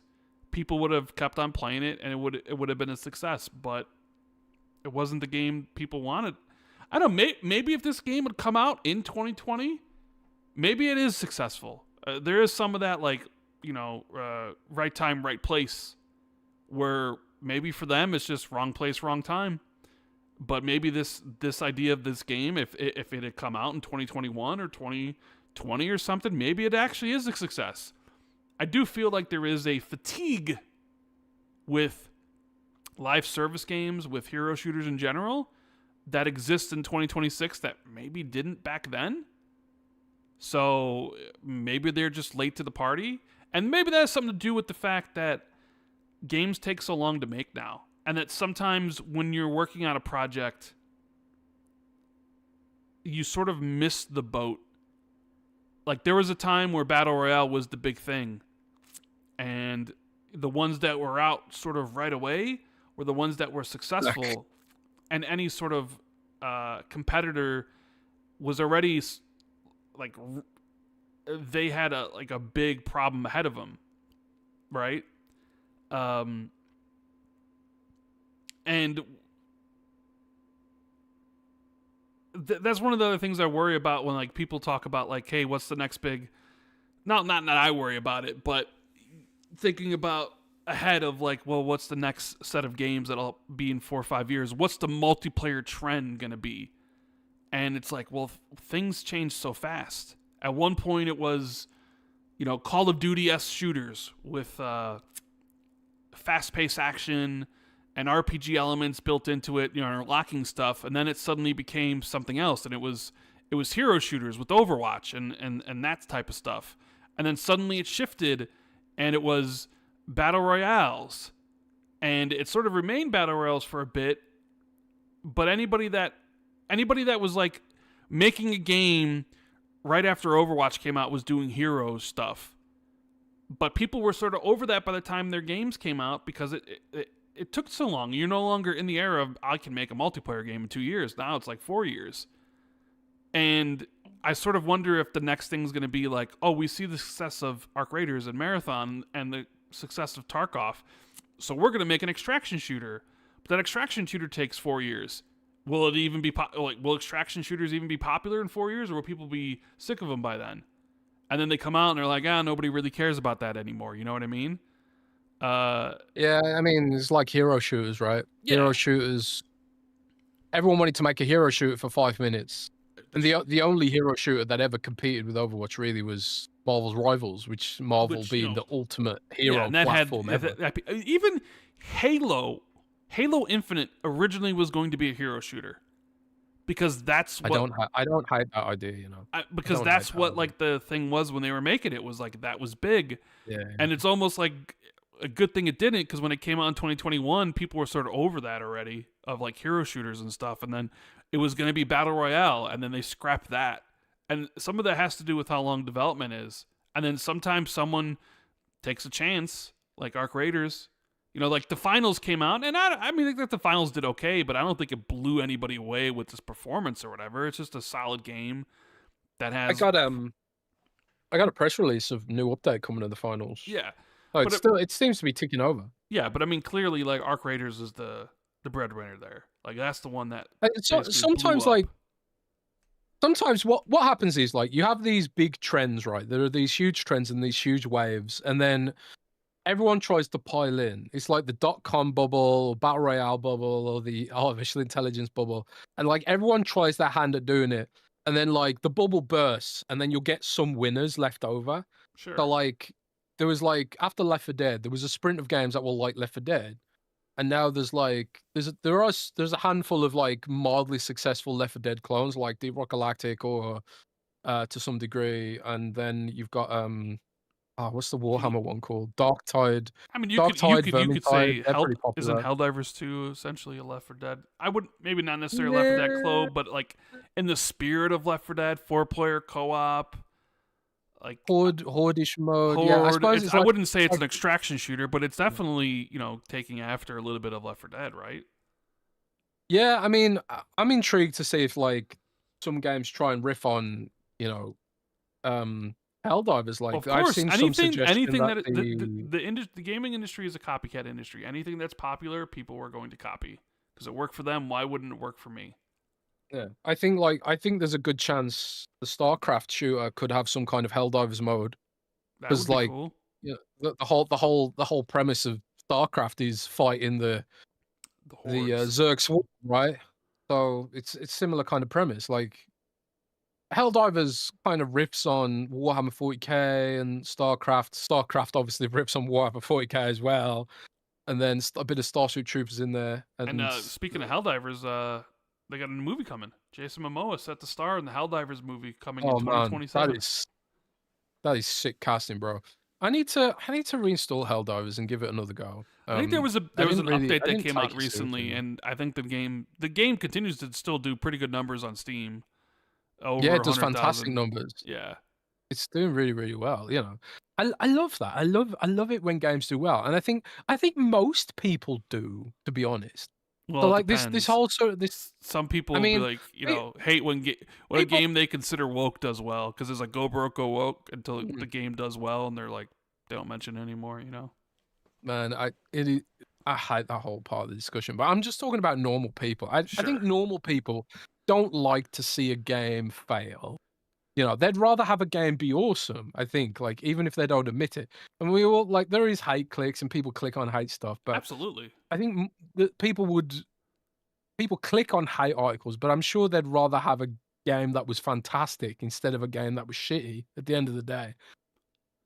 Like, um, so I think it's exciting to me when, like, there's lots of games that are doing well and there's lots of options out there to play. And like, my backlog is just, it's just miserable, man. Like, Monster Hunter Stories 3 I want to play. You know, I've got the last Faith installed and, you know, Replaced coming out, and Night Rain. I never even played Night Rain. I barely touched Helldivers. Um, Romeo is Dead. Romeo's a Dead Man. I wanna give that a try. I haven't tried the 76 DLC. I've been playing Dragon Quest 7. I'm trying to play Code Vein. There's a Call of the Lamb DLC I want to play. A lot of stuff. There's so much shit I want to play. I've almost finished 7 Remake Integrate though. And it's funny because I've completed that already like 3 times. Yeah, Juan in the super chat says Rand is a spy confirmed. Yeah, I am a spy. I'm one of the dozens of people who completed Mind's Eye. But hey, Gene Park completed it too, so I'm in pretty good company. Gene Park is absolutely a legend, bro. One of the biggest. I think he's legends. the GOAT, actually. He might be the GOAT. He might be the GOAT. I think he's the greatest of all time, actually. Yeah. Lord Henry in chat says Neo 3 is amazing. Like, I've got Neo 3 1 installed. Doing well.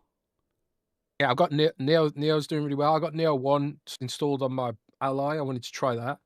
I bought Mugenics as well. You seen that game blowing up? I did Mugenics? see Mugenics blow up. So what is Mugenics? Is it It's like it's a turn-based, it's a grid-based, turn-based tactical. Not for me then. Sort of, no, it's probably not for you, but it's by the guys who made Binding of Isaac, right? So it's that kind of dark, okay. Yeah.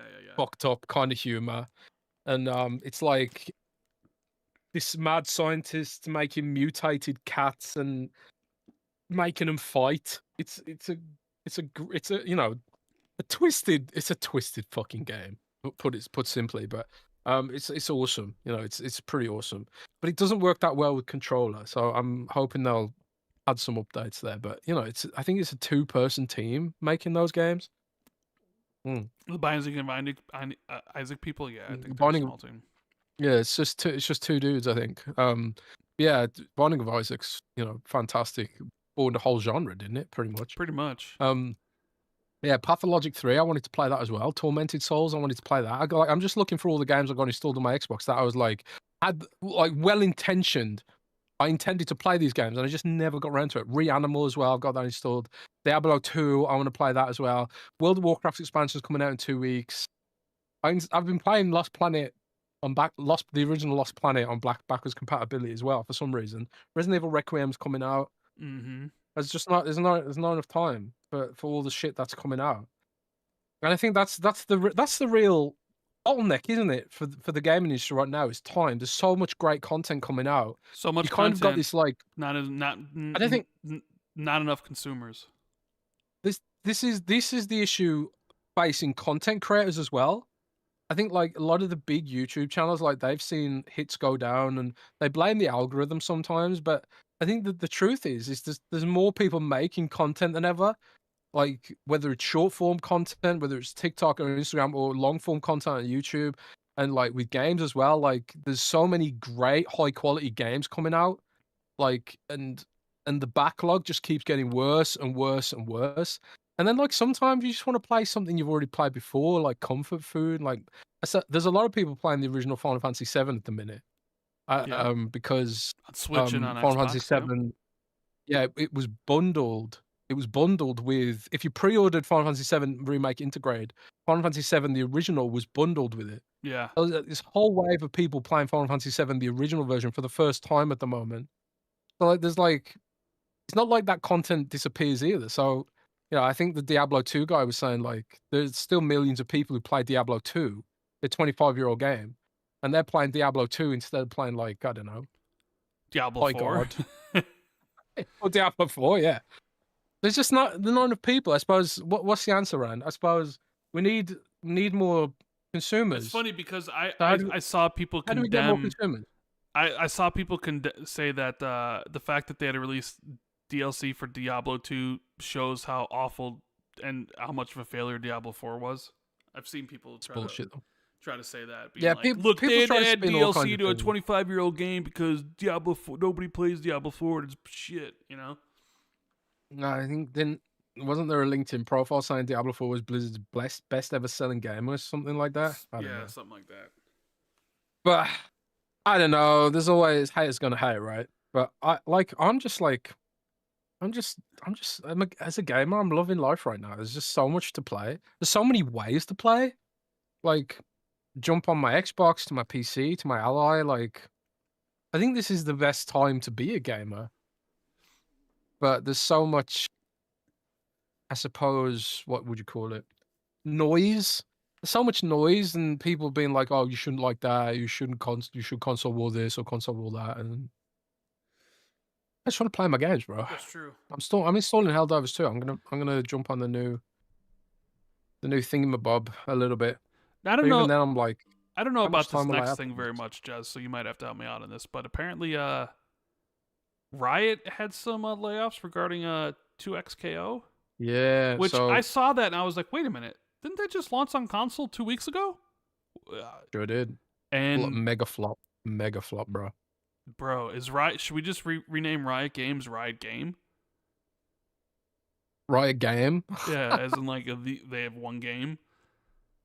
Riot's having a pretty tough time at the moment. So Riot, for those who don't know, all three of you, like Riot's the company that makes Valorant, makes League of Legends, makes turn-based what's it called?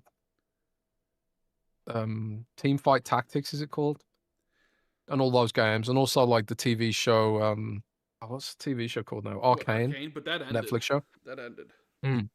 So And apparently they didn't make a penny on Arcane because Riot funded the whole thing. Apparently, well, I mean, it was great. So thank you for funding the show because I really like the show.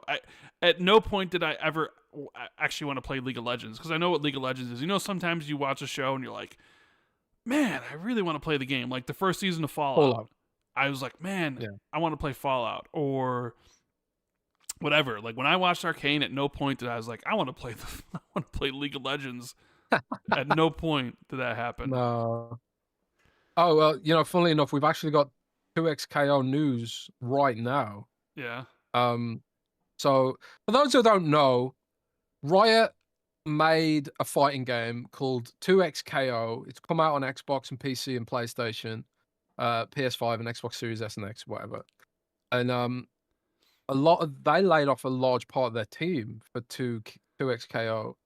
I don't know much about 2XKO. Does it have League of Legends characters in it or something like that? Maybe. I'm pretty sure it does.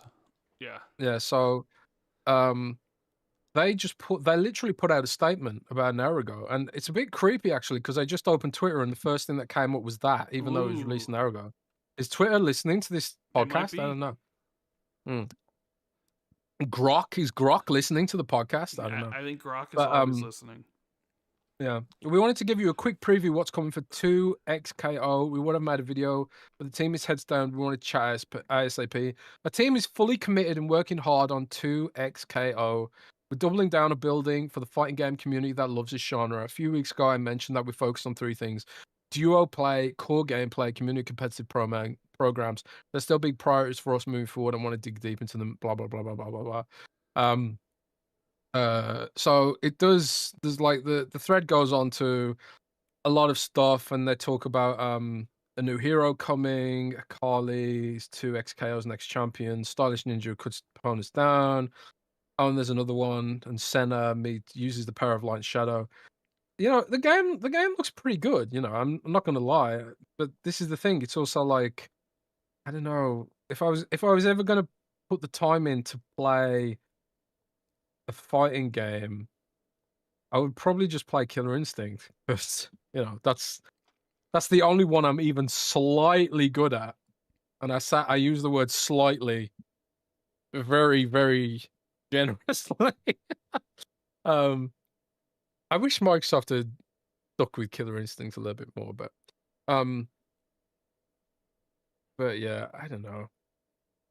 The comments are clowning on the game a little bit. People not liking the new character designs.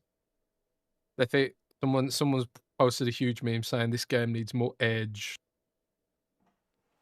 All the characters are too pretty. It sounds like I don't know what's wrong with the game, but it doesn't sound like it's done too well. And also, Riot also offloaded Hightail because they didn't believe that Hightail was going to be able to take on Minecraft, and then Hightail launched in early access and sold like millions of copies. You're right. Yeah. It's like I can't think of a bigger fuck up than that, frankly.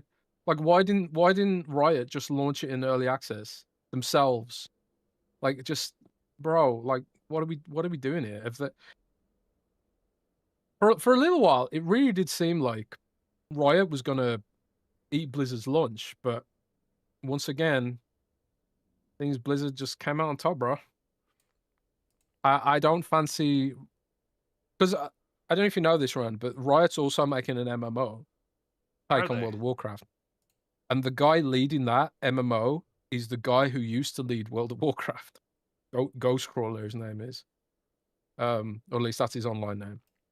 I don't fancy their chances, to be honest, but we'll see. Yeah, that's what's going on with Riot. Are you into fight? Have you ever been into fighting games, Ryan? I mean, I like. Has anyone in chat ever been into fighting games? I've always liked Mortal Kombat. Always. That's been my fighting game. I mean, I told the story so many times about how I would borrow quarters from my dad, and then when they would leave, I would hop on my 16-speed bike and I would ride the mile up to the nearest bowling alley and just play Mortal Kombat 2 or an Ultimate Mortal Kombat 3. Yeah, Mortal Kombat was my jam. I mean, I like Street Fighter, but I don't love Street Fighter. But I'm not really into fighting games. It's really just like I like Mortal Kombat. So, and that's more of like a nostalgia play because I get tingly thinking about those days of like, you know, borrowing the quarters, riding my bike up there, walking into this this seedy bowling alley. Well, it wasn't seedy. It was a nice bowling alley, but like the smell of it and like how much I love video games, and here I am walking into the arcade section of the bowling alley and all the like it just I don't know, it makes me smile, it makes me happy when I think about that. And then playing Mortal Kombat 3 and practicing like fatalities and stuff, and yeah, so Mortal Kombat's always been my thing. But no, like I wanted to give Mortal Kombat the new one a try. Is it Mortal Kombat X?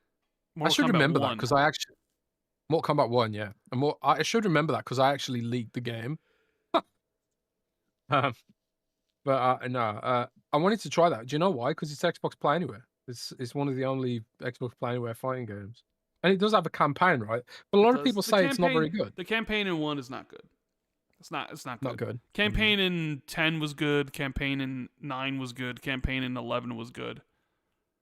But right. Yeah, the campaign in 1 was not good. Well, that's unfortunate. Yeah, it was. But if someone DM'd me, is like, did you see these Xbox Excellence Awards? And I was like, what the heck is that? So I looked it up. What's going on with these Xbox Excellent Awards, Jez? Oh man, I did see that. I have no idea. I think it's just like, I suppose it's just a way for Microsoft to acknowledge some of the developers internally, maybe. Like, because obviously Microsoft has access to metrics that we don't have access to. So maybe they just want to like celebrate and highlight some of the developers within their community. But it's more for the developers, more for being. It's more just for the developers more than a public thing. But maybe it could grow into something more interesting. Maybe I always wonder why like they do something like this, but like why they waited so long to do something like this. Where you could have been doing Xbox Excellence Awards for a decade at this point. You know what I mean? Well, there's no time like the present, right? Well, yeah. So basically, they say they wanted to take a moment to celebrate titles that Xbox players made part of their year across all devices. Xbox Excellence Awards celebrate games and the teams behind them based on how you engage with Xbox over the last year. So they pick out 4 key categories, which represents players' enthusiasm, passion, engagement, and love. And those categories are store rating, with the highest rated content across our store released in 2025 with a minimum of 500 ratings. Player engagement, the games with the highest average hours per player within the first 6 weeks of release. Daily active users, games expansions or major updates with the highest single-day active users in 2025. And units sold, the top-selling content across Xbox and Microsoft stores. Now, you would think 3 of these things, or almost all 4 of these things, would be the same content. Like, the ones with the top units sold would also probably also have the highest player engagement as well as the most daily active users. You know what I mean?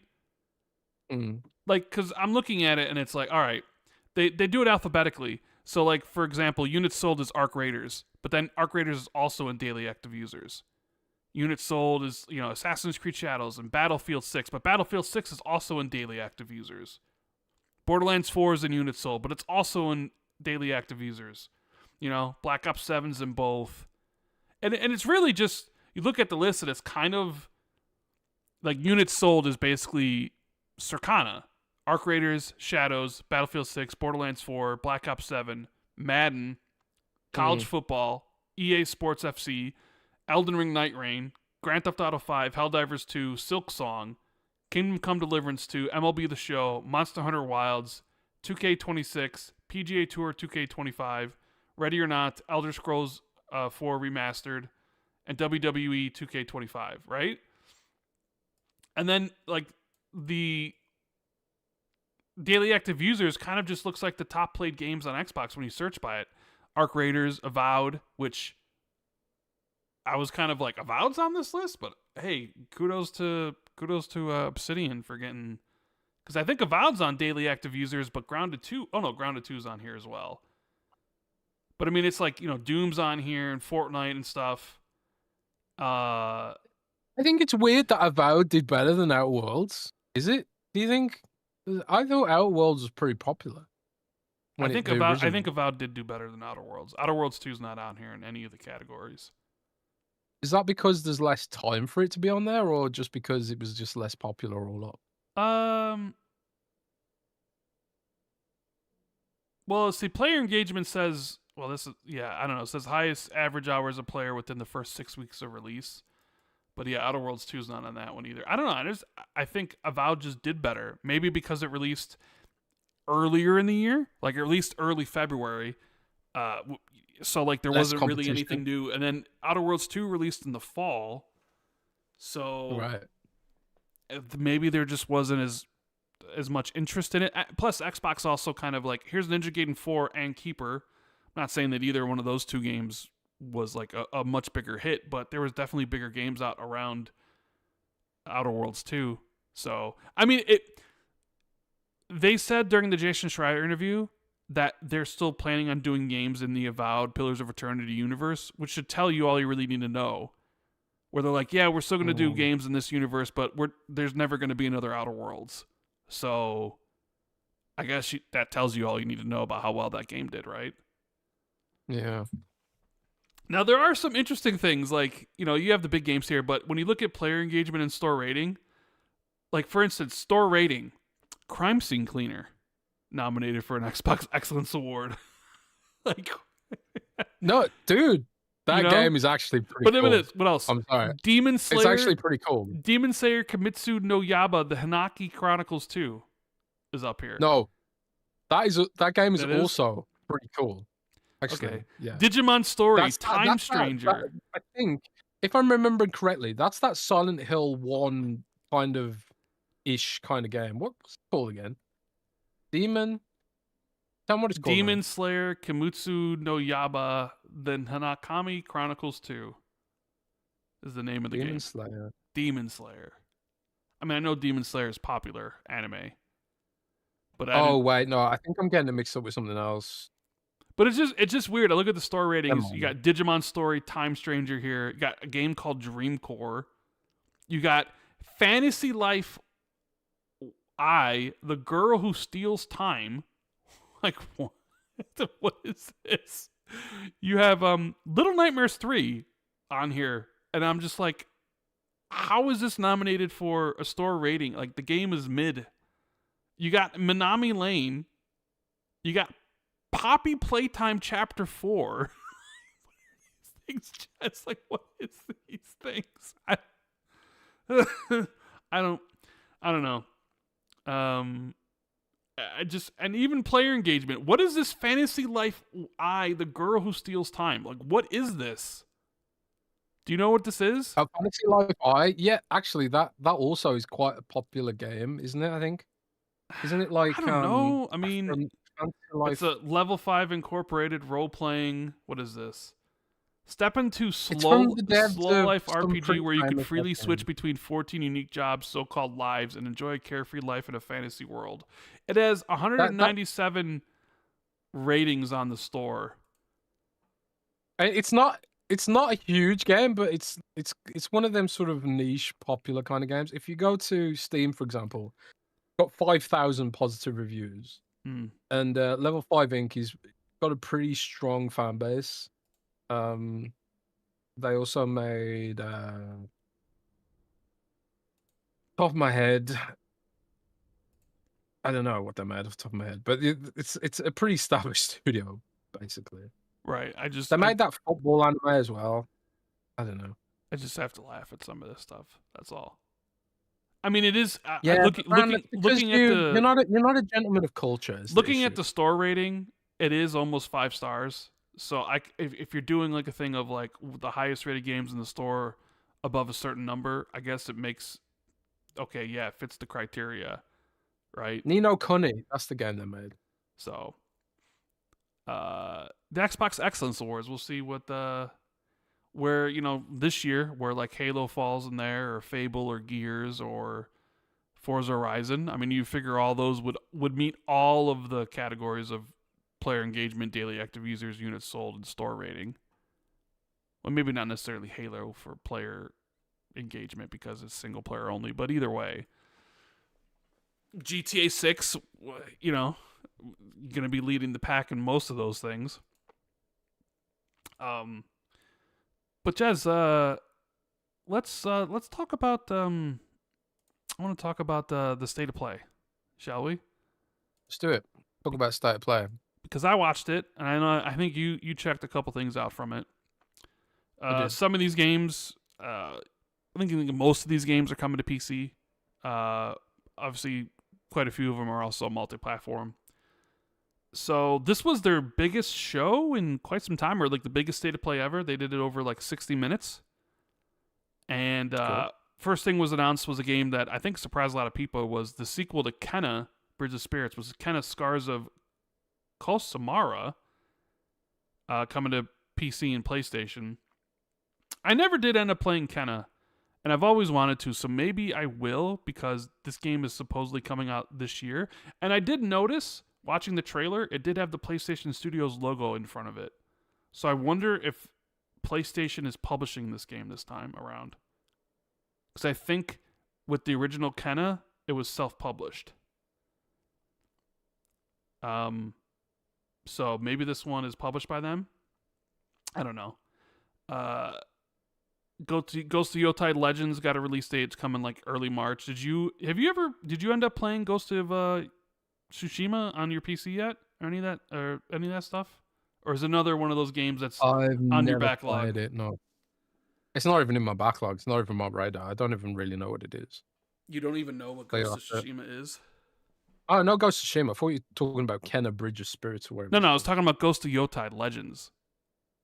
I got Ghost of Tsushima installed on my Xbox Ally. So that's why I was asking you. Did you ever play Ghost of Tsushima and play like the 4-player co-op live service mode that there's attached to it? But I don't think you have. Right? I did not. I played like an hour of it. Like it runs amazing on the Xbox Ally, Ghost of Tsushima. I'll say this for Sony, man. When Sony ports something to PC, they do a good job. And I think it's because like they got on some of their early ports, they got burned pretty hard on it. Because some of the early ports, I think what was it called now? Days Gone. I think Days Gone, when it hit PlayStation, wasn't particularly well done. But like all their recent ports, they've been so performant, man. So damn performant. Even on like low end hardware.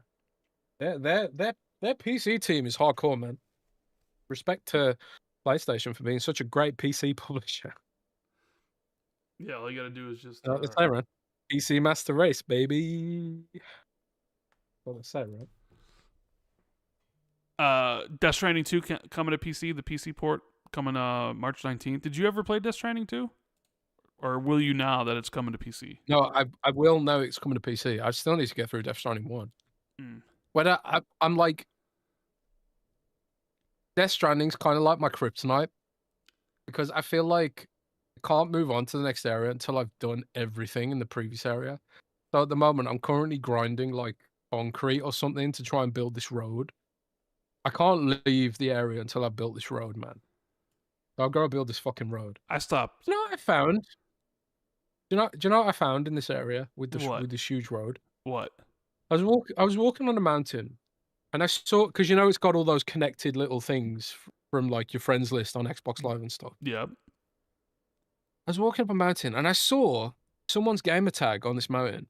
It was none other than Miles Dompier's gamer tag. The dumper himself? Yeah, Miles Dompier. Interesting. And do you know what he'd done? He'd peed on this mountain and made a gigantic pile of mushrooms. That's what you do. And it had, yeah, and it had like 50,000 likes. It's a lot of likes. There's a lot of likes for some piss. So Miles' piss has 50,000 likes in Hideo Kojima's Death Stranding on Xbox. There's no other game in history that it could say that about. Miles' piss has 50,000 likes. Hell, there's probably not a tweet of yours that has 50,000 likes. I don't think so. And Miles' piss got 50,000. I might be exaggerating. Maybe it was 5,000 likes or something, but it had some thousands of likes. This piss did. So shout out to Miles for his piss. Yeah. None of my stuff in Death Stranding's got that many likes. I built ladders and shit for people, and nobody likes it. I wonder how many likes I would get if I logged back into the game now, because I did build some stuff, but I have no reason to log back into the game for Death Stranding 2. They showed off more gameplay for 4 Loop, which is from Bad Robot. It's like a 4-player, third-person co-op sci-fi game. You know, you mentioned earlier like Left 4 Dead. It definitely takes like elements of like Left 4 Dead and like Helldivers and stuff, but they've showed this game off twice now. Still no release date, but they are kind of like being like, hey, come play the game, which is probably the way you should do it, Highguard. Get people into your game and play it and give feedback. I don't know what to think of this game, Jez. And you know, sometimes I'm on the fence and I'll be like, okay, well, whatever. But so far what they've shown of this game I've zero desire to like play it at all. And there's a part of me that just thinks this game isn't going to be any good, and what does Sony see in this? Which game is this, sorry? 4 Loop. Oh, I didn't watch the trailer for that one. Yeah. I didn't watch the trailer because the thumbnail alone put me off. I don't know. I mean, it could be one of those games where maybe getting into the game and playing it with your friends shows you all you need to know, and you're like, oh, this game's actually fun and it's crazy. I just don't think it comes off well in trailers. And I watched this and I'm just like, I don't know about this game. But yeah, they showed that off. They showed off a trailer for Pragmata, which comes out end of April. Did you play the demo of Pragmata? You talked about it last week, right? Dude, you liked it, right? Yeah, it was the demo I played at Gamescom. No, was it Gamescom? No, I played it in London. I played it at Capcom's London office a few months ago. It was obviously a lot less polished than the current version of the demo, but yeah, I thought it was fantastic. I love the game. I think the combat's amazing. If the story is meaty and it lands well and it's interesting, I think that game could be something of a sleeper hit. Combat's amazing. I just bought something on Xbox Live as we were talking here, bro. Did you? Yeah, because Xbox has a Valentine's Day co-op sale going on right now. So there's a lot of co-op games that are currently cut price. And I just bought Sonic Origins, bro. I'm gonna play Sonic 1.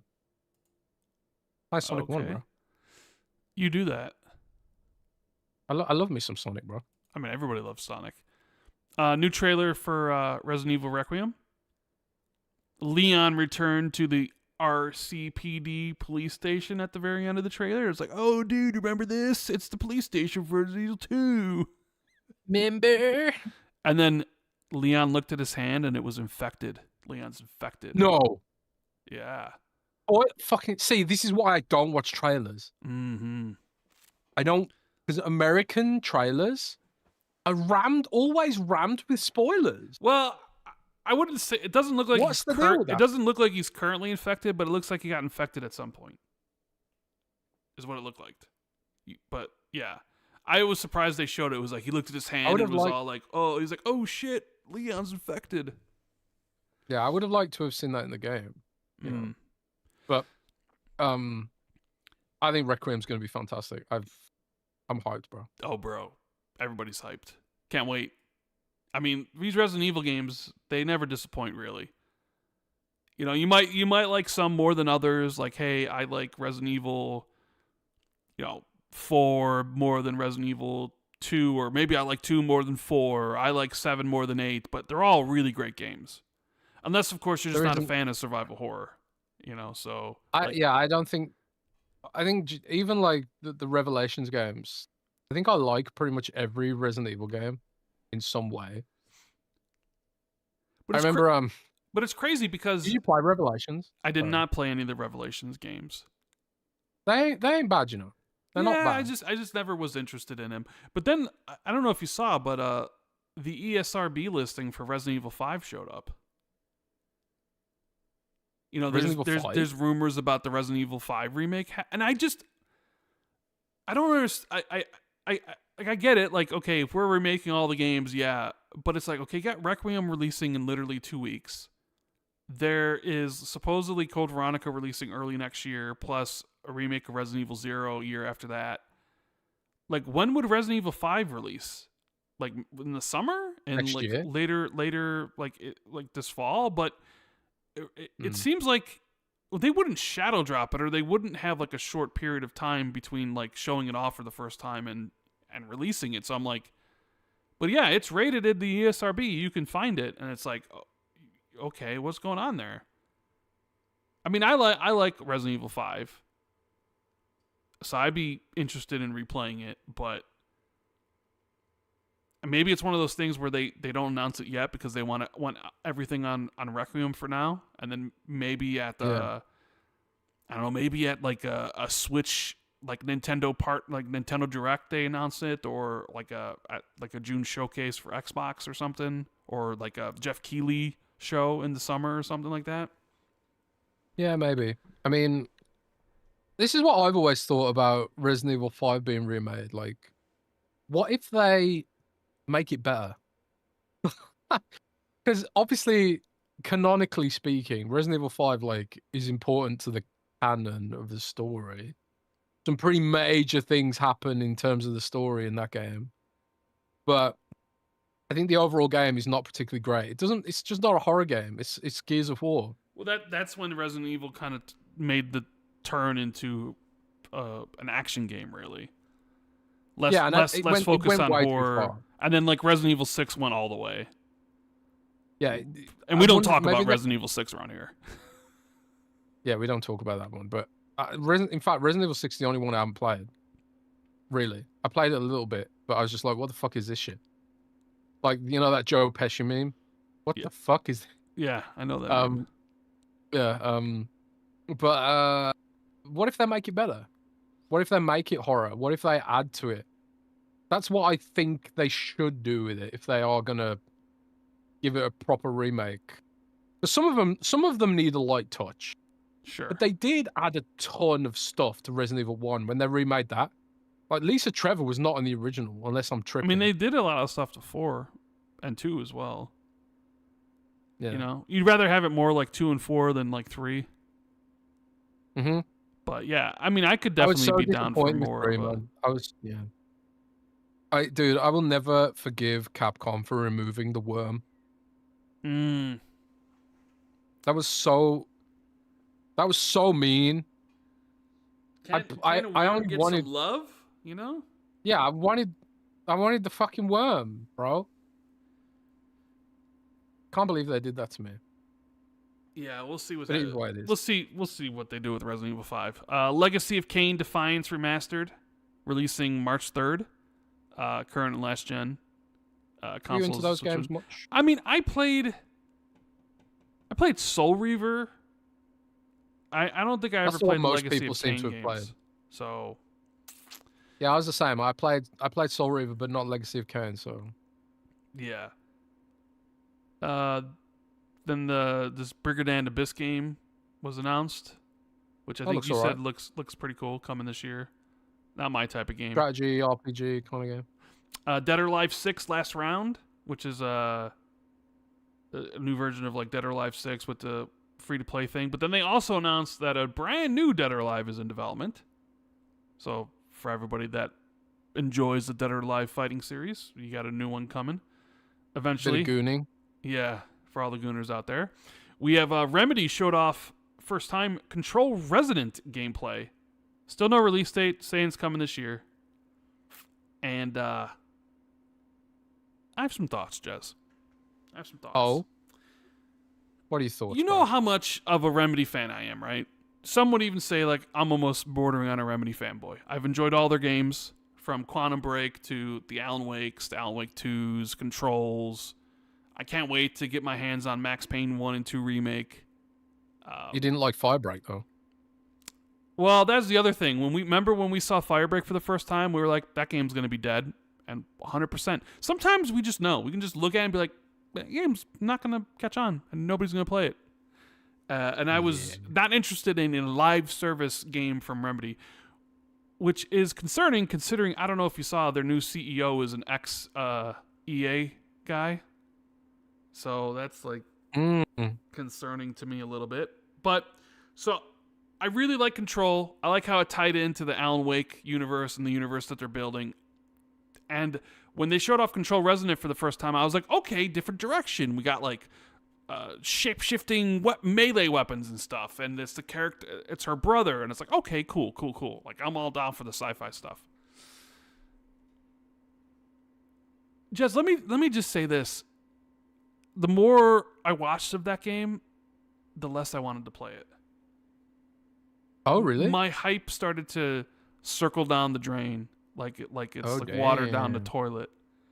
Damn. And I mean, I'm still gonna play it because it's Remedy.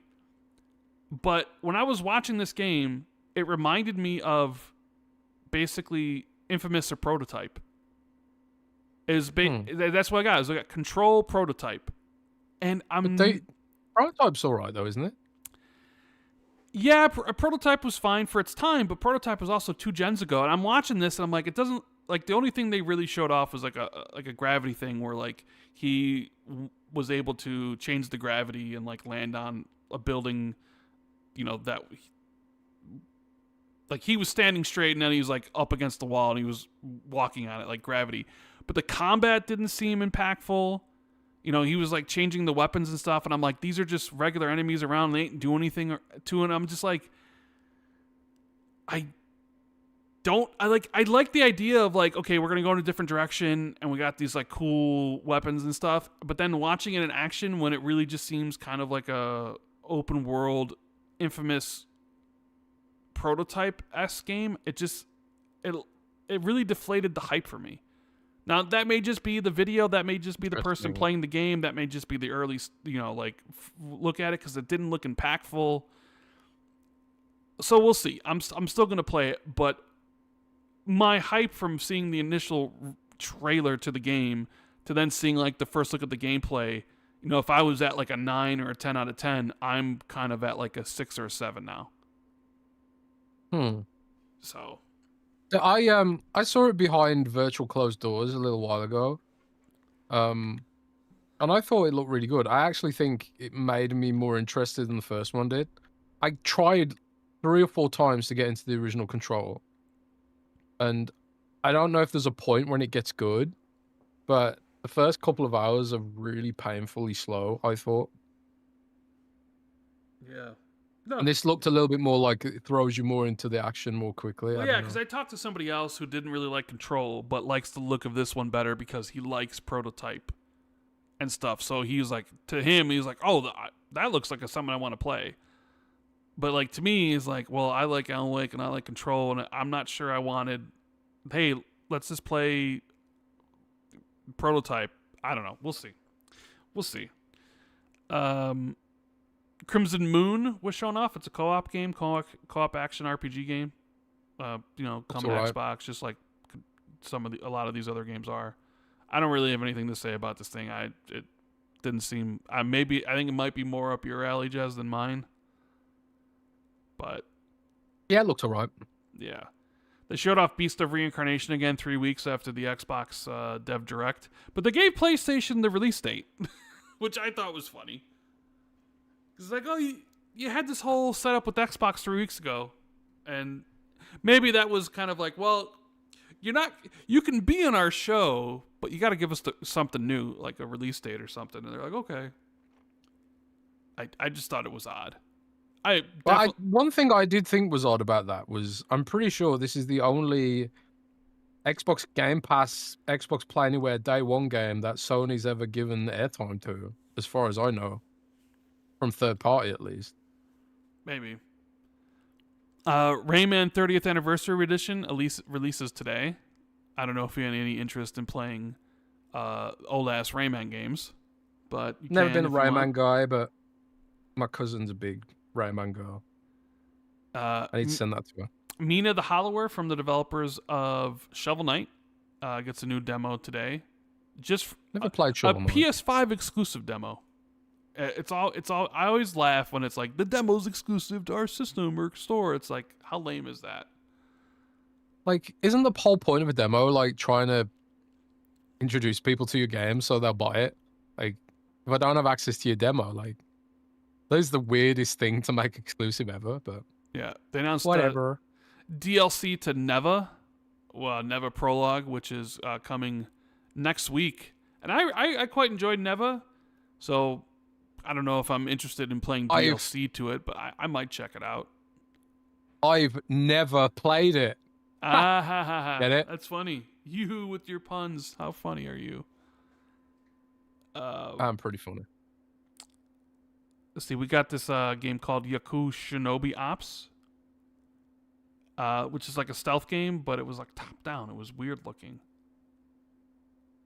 I don't really know. I don't really have much to say kind of like about Shadow Tactics or what? Yeah, kind of. But here we might have the game that has been memed a lot, and that's Krafton's Project Windless with Chicken Man. That looks good. Chicken. It's cool. It looked cool. Because when they showed the character, I'm like, wait a minute. Is he... that a chicken? Is that a chicken? And it's like, sure is. It's based off the series The Bird That Drinks Tears, which is a Korean novel about a rooster fighting off armies of zealots with its twin blades. So it looks really good, though. Yeah. It did look pretty cool. I don't know how much it was gameplay, if it was just CGI. I mean, obviously that's not his title, right? It's Project Windless. I doubt they keep that. So, I mean, in the press release... it did say it was a concept trailer, which to me says it's not gameplay. Maybe it's not even CGI. Maybe it's AI. I don't know. Could be. Because Krafton does like their AI. I do think I've seen people go at this game for the AI. But hey, you know what? A huge rooster going after enemies. I mean, yeah, I'm up for that. Yeah. If the game looks like that, then great. If it doesn't, then GG. We got another look at Star Wars Galactic Racer, but this time the gameplay. And you know what? The longer the trailer went on, the more interested I got. Oh, really? Yeah, like I enjoy a good racer from time to time. And I'm not one of those people that have been clamoring for like, oh, just give us pod racers from Star Wars again, please. But I wasn't really feeling it the first 20 seconds of the trailer, but by the end, they were showing some really cool things. I was like, you know what? I could see myself playing this. So I think it's still set for this year, but we don't know it yet. 007 got another. Rand, what? I have to correct you. What? W Rosario in chat says it wasn't a chicken, it was a rooster. That's what I said. And he is right. He is right. It's not a chicken. I said it's a Korean novel about a rooster fighting off armies of zealots with its twin blades. I said you rooster. You did say. I did say chicken originally. Chicken, rooster, whatever. But I said both. 007 got another trailer, which, man, 007 is every single game show, it seems like 007's there. Hey, guys, don't forget about James Bond. We got a game coming out Interactive. But, like, don't forget about us. It's almost on the verge of maybe being overexposed a little bit. And it's weird. But I want it, though. It looks really good. This is the thing. I think it looks cool. I like James Bond. But, like, my friends, when I talk to them about this game, they all think it looks like shit. And I'm just like, why do you think it looks bad and I think it looks good? Like, what's going on here? Yeah, but bro, your friends only play trending service games. No, so, they don't. Trust me, they don't. They don't. What? Nah, they only play Ark Raiders and PUBG, you know. They basically only play what Tim the Tatman tells them to play. They'd laugh at you if they heard that. Then Konami had a big section here, which I thought was interesting, with maybe one of the bigger announcements of the show. Metal Gear Solid 2 Master Collection. Finally, Metal Gear Solid 4 is broken free of the jail of the PS3. Do you remember who leaked that originally? Who leaked it? Was it you? Me, bitch. Yeah. So that's like a 3-year-old leak coming to pass. Hey, it's great. I mean, I loved Metal Gear. I bought a PS3 just for Metal Gear Solid 4, so I'm pretty happy right now. It's kind of funny. I often end up buying PlayStations just for Hideo Kojima or Final Fantasy. Right. But I don't have to do that anymore because all that shit comes to PC. So I mean, I never played Metal Gear Solid 4. So what? Well, because I didn't get a PS3. What? I never played Metal Gear Solid 4. Now will be my opportunity. Oh my god, I am so happy for you. Yeah. Getting to experience that for the first time. Metal Gear Solid 4 is fucking amazing. Is it? Does it still hold up after all these years? Yes, it will. I mean, I'll say this. The gameplay isn't the best. Mm. You're not there for the gameplay. No. You are there for the 40-minute cutscenes. Yes. Hour-long cutscenes. Oh, man. It's the only game that I'll accept as a walking simulator. Mm. Man, some of the shit that happens in Metal Gear Solid 4 is so hype. It's like Kojima was like, let's just make the coolest shit imaginable and put it in a game. That's Metal Gear Solid 4. At least that's how I'm remembering it. Maybe it's not as cool as I remember. So when it comes on August 27th, which is my birthday, so a good birthday present from Konami here, are you going to play Metal Gear Solid 4 again? I am, definitely. Yeah. What about Metal Gear Solid Peace Walker? Because it's the other game included in the collection. I'm not that interested in playing Peace Walker. I did play Peace Walker's already on Xbox, and I've already gone through it on Xbox. So I probably won't go through it again on Xbox because what's the point? But I'll definitely play 4. Right. Darwin's Paradox got a little trailer. It's got a demo out now. Comes out April 2nd. Seems like it's like one of those side-scrolling platformers. I don't know. Might play it, might not.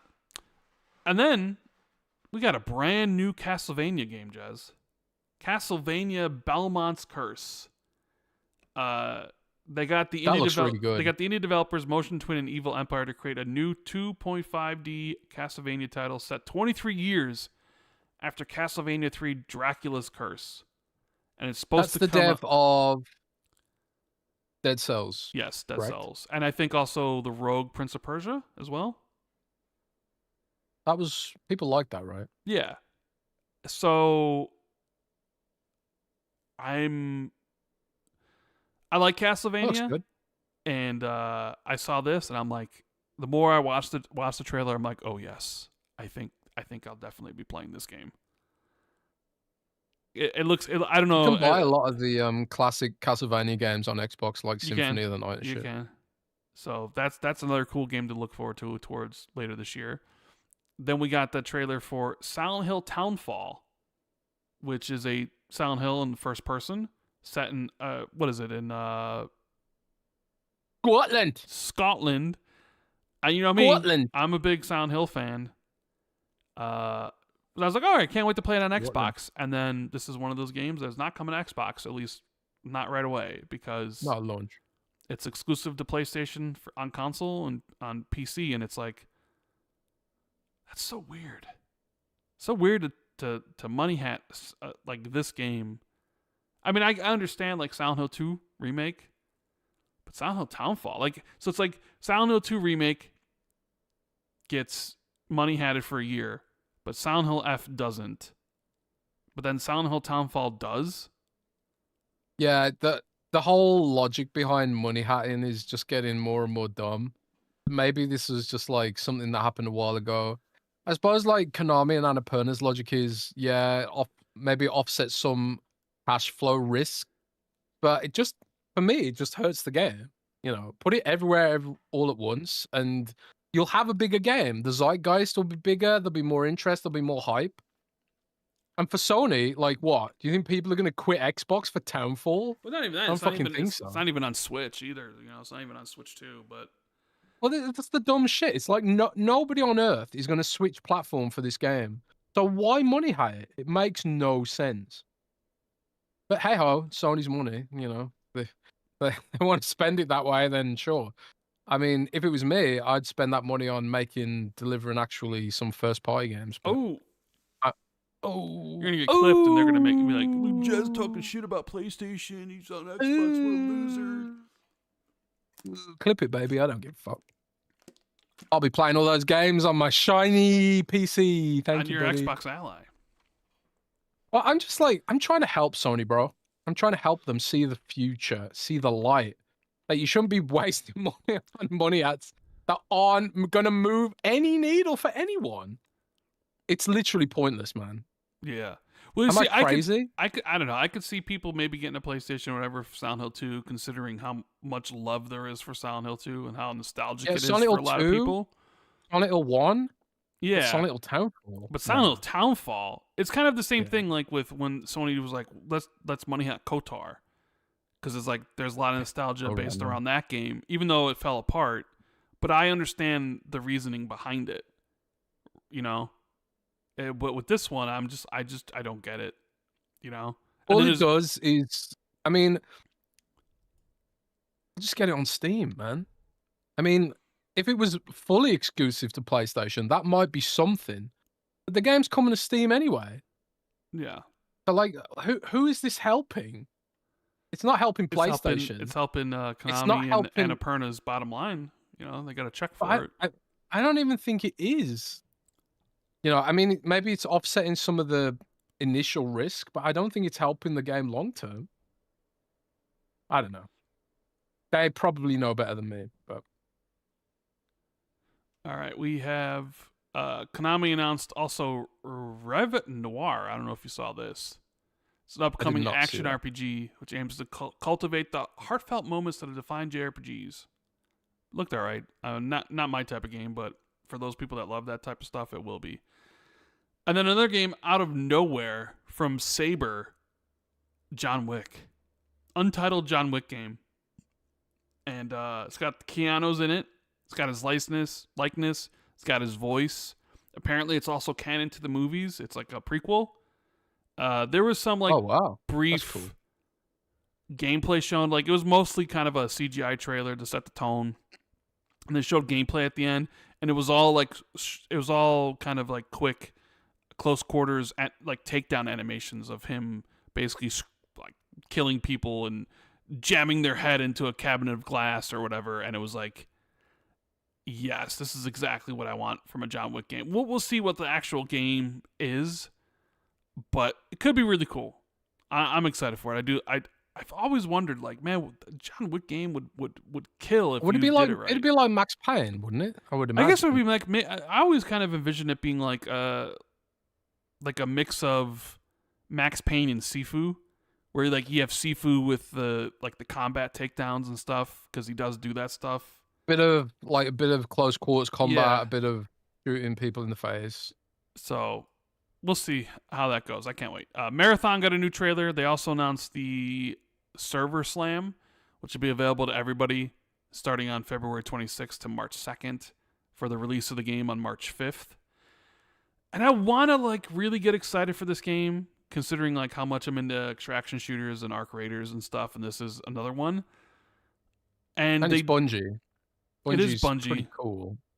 And I mean, the trailers all look cool, and like the art and like the lore all behind everything is super like interesting. But every time I like watch someone play the game, I just watch it and I'm just not excited whatsoever. And I look at it and I'm just like, I don't know if I'd like this game. But then again, I thought the same thing about Arc Raiders. So we'll see. But yeah, that's coming on March 5th. What else we got here?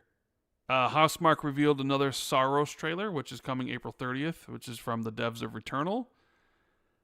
Housemarque is a pretty fantastic. They are, and I'm definitely playing this game when it releases. But I will say, based off of like this trailer and the other trailers, I think I was more excited for Returnal than I am for Saros. I don't know. Something about Returnal spoke to me more than Saros currently is. And I really couldn't explain why. Because I mean they are very similar. Either way, I'll be checking out the game. They announced. Did it have more Guna stuff in it? No, what Saros? I mean Saros you plays. No, I mean Returnal. You like Guna games. Oh yeah, because you play as the old woman. Yeah, I don't know. There was just. Maybe it was something new and fresh, where I look at Saros and it's kind of just it's Returnal, but maybe in like the desert and stuff. I don't know. Maybe it just doesn't. They haven't shown it properly yet. I won't really know until I play the game. I know I'm gonna play it. It's just that at the same time, I was just like, I think I was more. Maybe it has to do with the fact it was like the beginning of the gen. And it was like, oh man, look at all these cool games I'll be able to play early on. Where we're essentially 5 years in, and it's like, oh, it looks very much like their previous game, and it's maybe not as exciting because of that. Maybe it's that high of a brand new generation. I don't know. They announced some new fighters for Marvel Token Fighting Souls, which got a release date coming out early August. Which you notice Xbox. No, it's coming to PlayStation and PC. Why would it come to Xbox? Marvel license? I don't know. I mean, did Spider-Man come? I don't know. Ask Mary Jane. Ooh. But Get it? There was a couple games that were announced for August with Marvel Token, and I'm just like, oh, so they're getting out before the GTA storm. Because you still have Wolverine, like they have Wolverine. And it's like the early report is that game might launch early summer or late summer as well. So Wolverine might launch in September to get away from GTA. And like, Marvel Token is coming out in August. And I was sort of thinking that might be like maybe later in the year. But with GTA being there, they're like, nope. And then they ended the show with two things. They got a God of War Trilogy remake. They showed like that looks logos. Amazing. Well, I don't know how you could say it looks amazing because you didn't see anything. Is it coming to PC? No. Wait, there is some gameplay of it though. No, there's not. There's none. There is. It's literally just. It was literally just. I saw Shinobi posting some earlier. Shinobi was probably posting God of War: Sons of Sparta, the 2D Metrovania that was shadow dropped. No. Or was he posting old gameplay? I don't know. Maybe. Yeah, I don't. But God of War Trilogy, obviously, is amazing. Is it coming to PC? No, of course not. Why would it come to PC? I mean, because it's old. Yeah, but it's a remake. Plus, the Oh, God of War, full remake? the God of War. Am I getting mixed up with Well, that's the something else? thing. So like, I thought it was a remaster. no, they use the word remake. Oh. So you would assume. See, I sort of wonder how in depth the remake is going to be. Is it a remake in the sense of like the Resident Evils? Because we are talking about God of War 1 and 2, which are PS2 games. After all, I mean, God of War 3 is a PS3 game. They announced all three at the same time, right? It was a God of War trilogy remake. So that means, are they going to remake all three of them and then sell us as like one collection for $70 and being like, here's all three of them? Is it going to be, Maybe. are they going to sell one each year? Like God of War 1 in 2028, God of War 2 in 2029, God of War 3 in 2030, and then sell each one for $70? Like how big is the remake actually going to be? Like, are they going to change it to resemble, the Norse games? So it's the camera's over the shoulder like it is in God of War 2018 and Ragnarok? Because that's not how God of War 1 and 2 and 3 are. They're like pulled back hack and slash games. They're hack and slash games, yeah. So I sort of wonder how how in depth the remake is, because they use the word remake, so you don't expect it to be a remaster. So, and there is a TV show coming, which we know does boost sales of games, and the TV show, I think the TV show is it. I want to say they are announcing casting, so it probably starts filming this year. So, which means it probably released sometime It's gonna be Jason next Momoa year. again, bro. Well, no, they already announced who's playing Kratos. So, Oh, really? Who is it? It's the guy who actually does the voice of Thor in God of War Ragnarok, but he was also in Sons of Anarchy. He looks like he's going to be a good Kratos. So, as someone who hasn't played God of War That's one 1 game that doesn't run well on the Alloy, by the way. As someone who hasn't played God of War 1 and 2 in a while, this announcement was like, yeah, that's cool. But then it was like, oh, there's actually no timetable, because they had the original voiceover guy for Kratos basically like, this project's in early development. And I'm like, well, how early are we talking here? And how long is this development going to be? Are we looking at, are these PS6 games? You know what I mean? I don't know, but I am like looking forward to the trilogy remake. I just sort of wonder how in depth it's going to be and how they're going to sell it to people and how big of a changes are they going to make. But essentially, Jez, it was a logo announcement, and some people always get if Xbox did this, they'd be lambasting Xbox for doing a logo announcement with nothing and having no years attached or whatever. So it all like depends on your perspective of how much you care or how much you don't, right? Oh shit. Okay, so Shinobi posted footage of the PS3 version of God of War. Yeah, God of War 3. And I thought I thought that was the remaster. But it was the PS3 version. That's my bad. Yeah. I was like, oh shit, that looks really good. Because I played God of War 1 on Sony's cloud recently. Which pretty old. Yeah. I haven't played God of War 3. So. Did you play God of War 2? I don't think I did, I think I only played God of War 1. I wonder also how much the games are going to be changed in the sense of like you have those sex scenes, the sex mini games that Kratos gets into. How much, like, I almost would willing to bet they probably get rid of those. Because Kratos. I just remember seeing where he was ripping some guy's head off. Well, Kratos is he's a pretty nasty dude. He's a pretty violent, nasty guy in the trilogy.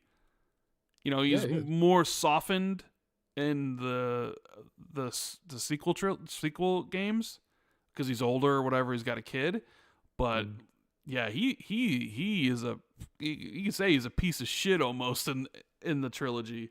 He's got anger and daddy issues for sure. Yeah, I mean, he himself says that in the new games.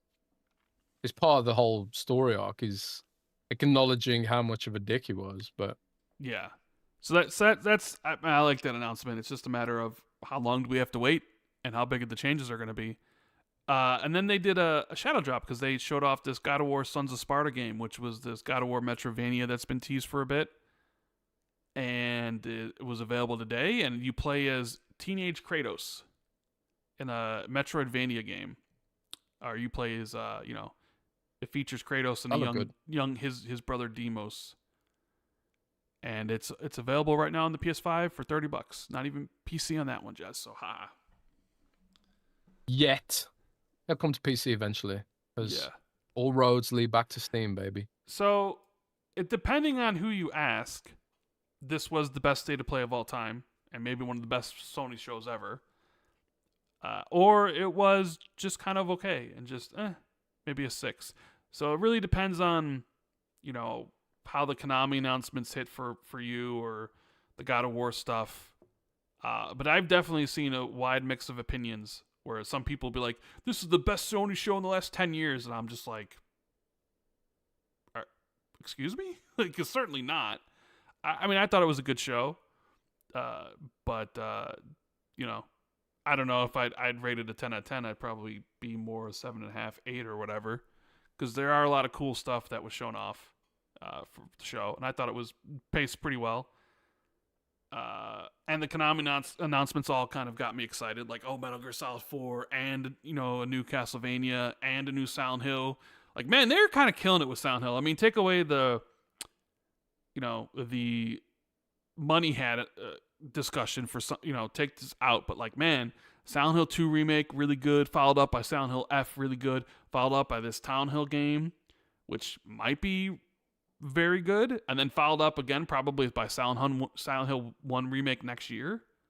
I mean, that's a pretty good stretch right there, considering, like, at one point Konami wasn't even really making games anymore, and they were pretty hated for the way they handled some of that shit. New Castlevania, so I don't know if that leads into like more Castlevania games eventually. Like, I don't know if you're gonna ever really do like a 3D Castlevania in the veins of like Lords of Shadow or something. But I think it's like, okay, Konami might be back. Metal Gear Solid 4 announcement seems to please a lot of people, because now they don't need their PS3s anymore. And for someone like me who hasn't played it, it was like, okay, what am I really getting into here? Because I'm not even really spoiled. I didn't really spoil myself, or if I did spoil myself on Metal Gear Solid 4, I don't remember. Because it's been how many years at this point? So, yeah. And there's some pretty big series things announced in Metal Gear Solid 4 also. Yeah, so... you know what, though? I think, I don't know. I think that's it. I think that's everything I wanted to talk about. You have anything else you want to talk about? I forgot how tough Sonic 1 is, actually. It's not easy, bro. I'm trying to think. What level are you on right now in the game? Third one. Sort of like it's a bit like the casino zone. Robotnik's like, I'm fighting Robotnik, and he's like, Spring Yard Zone is called.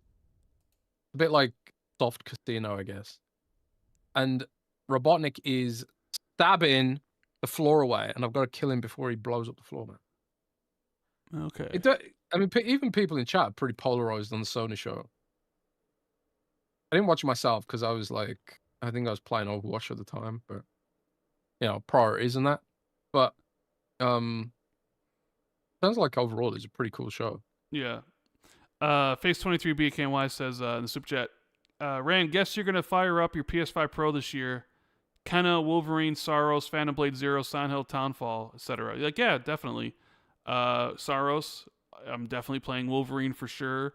Kenna, depends on Kenna if I actually get to the original Kenna first, which I probably should. So if I do, I'll play that. Phantom Blade Zero. We'll see about Phantom Blade Zero. I haven't really, possibly. Souls-like, right? I think it's more like Devil May Cry-ish than it is like Souls. So possibly, yeah. Silent Hill, Townfall for sure. Because I was talking to Jez before, and I'm like, well, I'll just have to buy it on PlayStation and play it there. Like, I'm not missing that game unless, of course, like the reviews come in and everyone's like, this game is trash, 40. I'll be like, well, I'm gonna save my money on that one. But yeah. Plus, I still got to play Ghost of Yotai this year. So yeah, I'll definitely be using my PlayStation more this year than I did last year for sure.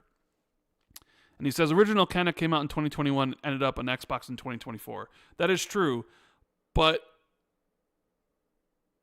I will say that when you do watch the trailer for Kenna, it does say PlayStation Studios on it as like the lead-in. So I sort of wonder if PlayStation is publishing this game or if they like put money into it. So maybe it's another one of those things where it's 3 years, or maybe it never comes. Either way, maybe. I don't know. Champagne Supernova says, guys, you have to play Mio. It's incredible. I think that Mio is like a platformer that came to Game Pass recently. It's a Metroidvania, I think. Yeah. Okay. I've seen positive reactions to it. Yeah. All right, let's take a look at some of our questions from our Patreon members. You two can join our Patreon, ask us some questions, get early access from podcasts, get some shout outs and all that stuff at patreon.com/XB2. 50% off first month. Don't forget to check out our sponsor for this episode. We got Surfshark, surfshark.net/XB2 for 86% off a 2-year deal. Is it .com, .net? I thought it was .net. Yeah.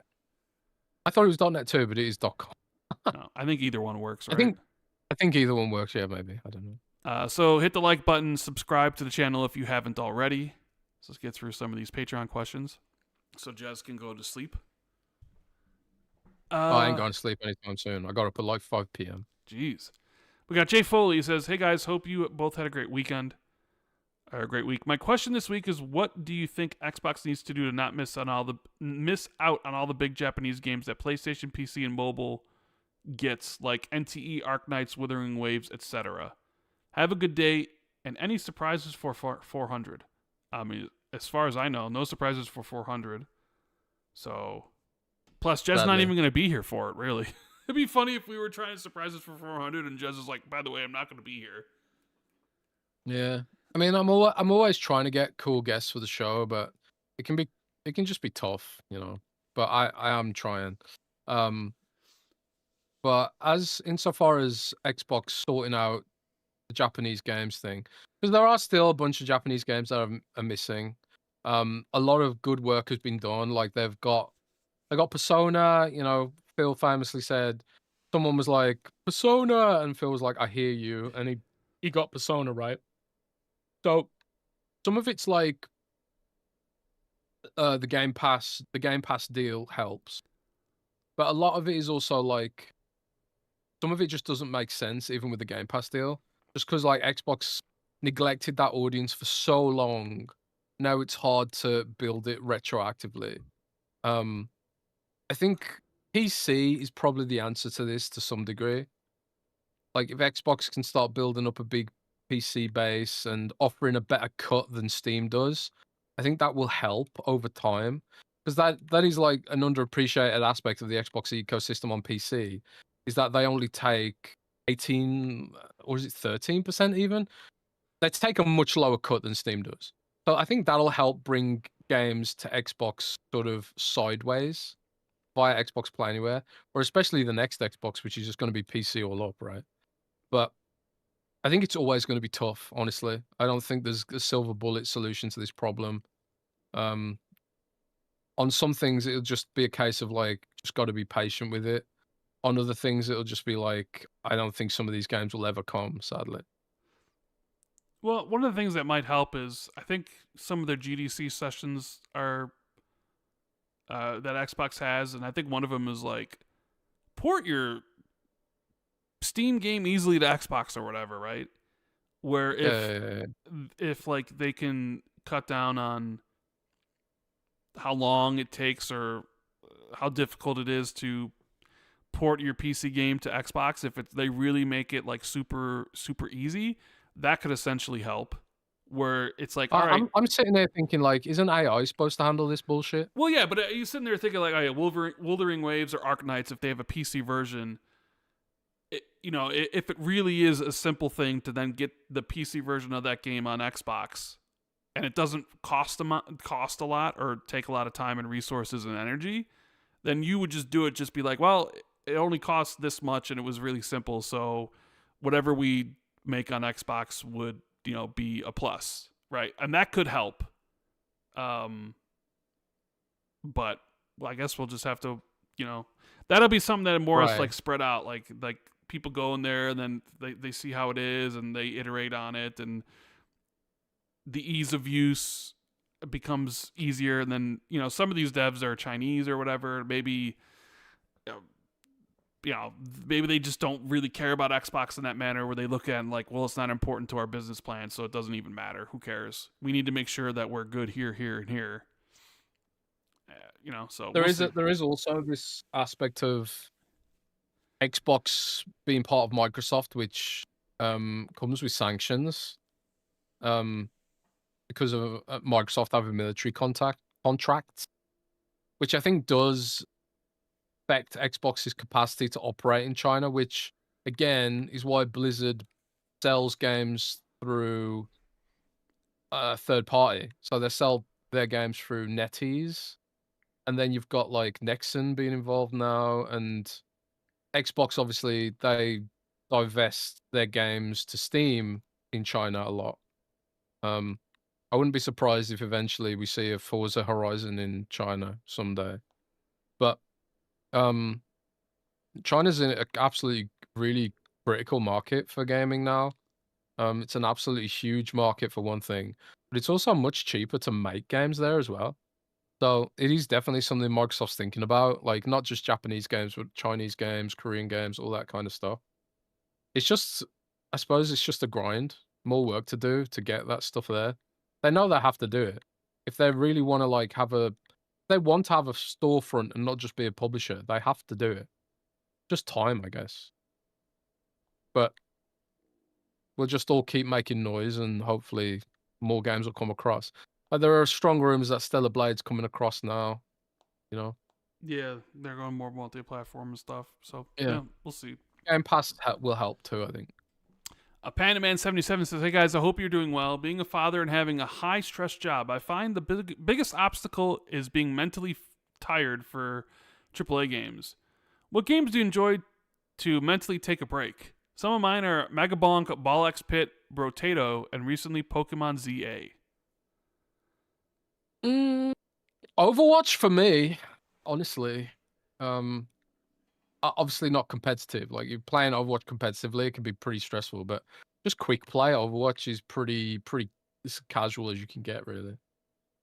Overwatch has been my go-to simple stress game for a long time now. World of Warcraft as well, I suppose. I mean, I don't really have one. I always play the same game until I'm done with it, right? So I don't really have a game I fall back into because of whatever, right? So it's like I beat, you know, I'll reanimal and I'll do this and I'll do something else, and I don't really go back. And I'm sure once I put down Arc Raiders, I probably won't go back to Arc Raiders because there'll be all these other things. So I don't really have that. I don't really have comfort games, It'll I be a guess. marathon. You know? So Fair unfortunately, enough. I don't have one. Sick and Tired says, "Hey guys, I keep wondering what is going on with State of Decay 3. Me too. Sick and Tired, me too. It's been how many years now? And just one CGI trailer? Well, one CGI trailer, and then they had a trailer in 2024, which was a mix of CGI and gameplay, right? If I'm not Yeah, mistaken. there was some gameplay in that trailer, yeah. So there's been two trailers, but they were essentially 4 years apart. He goes, "It's 8 years now since the last one was released, and doesn't sound like it's anywhere near release. Knowing Microsoft's current mood with games and consoles, I worry about its future. Have you heard anything about when we could expect to hear more about it or its current development situation? Many thanks." I will say, and I'm sure Jez has probably a better idea, but I think I would imagine we would see it this year. I would imagine it releases next year. That's my line of thinking. With that said, if we don't see it this year, that's probably not a good sign. Yeah. And you could ask yourself like, well, if they were going to cancel the game, they should have just canceled it alongside Everwild and alongside the ZeniMax MMO and alongside Perfect Dark, because might as well get all the wailing and complaining and all that stuff, all the bad news out of the way right at the get go, instead of being like, well, actually, you know what, we'll keep going with State of Decay. Clearly, they must see something in State of Decay 3 that gave them at least some positivity that the game was moving along well and it would release, even if it was going to release later than they thought. Otherwise, it would have been a casualty of the cutbacks that they did last year. Yeah. So I think we'll see it this year. I think it'll release next year. With that said, I think if we don't see it this year, I wouldn't be shocked if all of a sudden like an announcement comes and it's like, actually State of Decay 3 is canceled and Undead Labs is shut down. Yeah, I agree with you, but I got pretty good information that it will be shown probably at the showcase this year.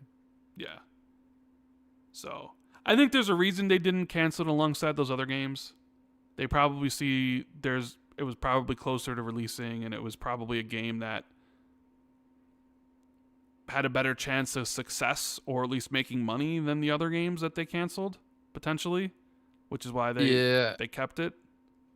I mean, it's a multiplayer game. It's got potential for microtransactions, expansions, whatever, like ongoing development, which I don't think Perfect Dark really had.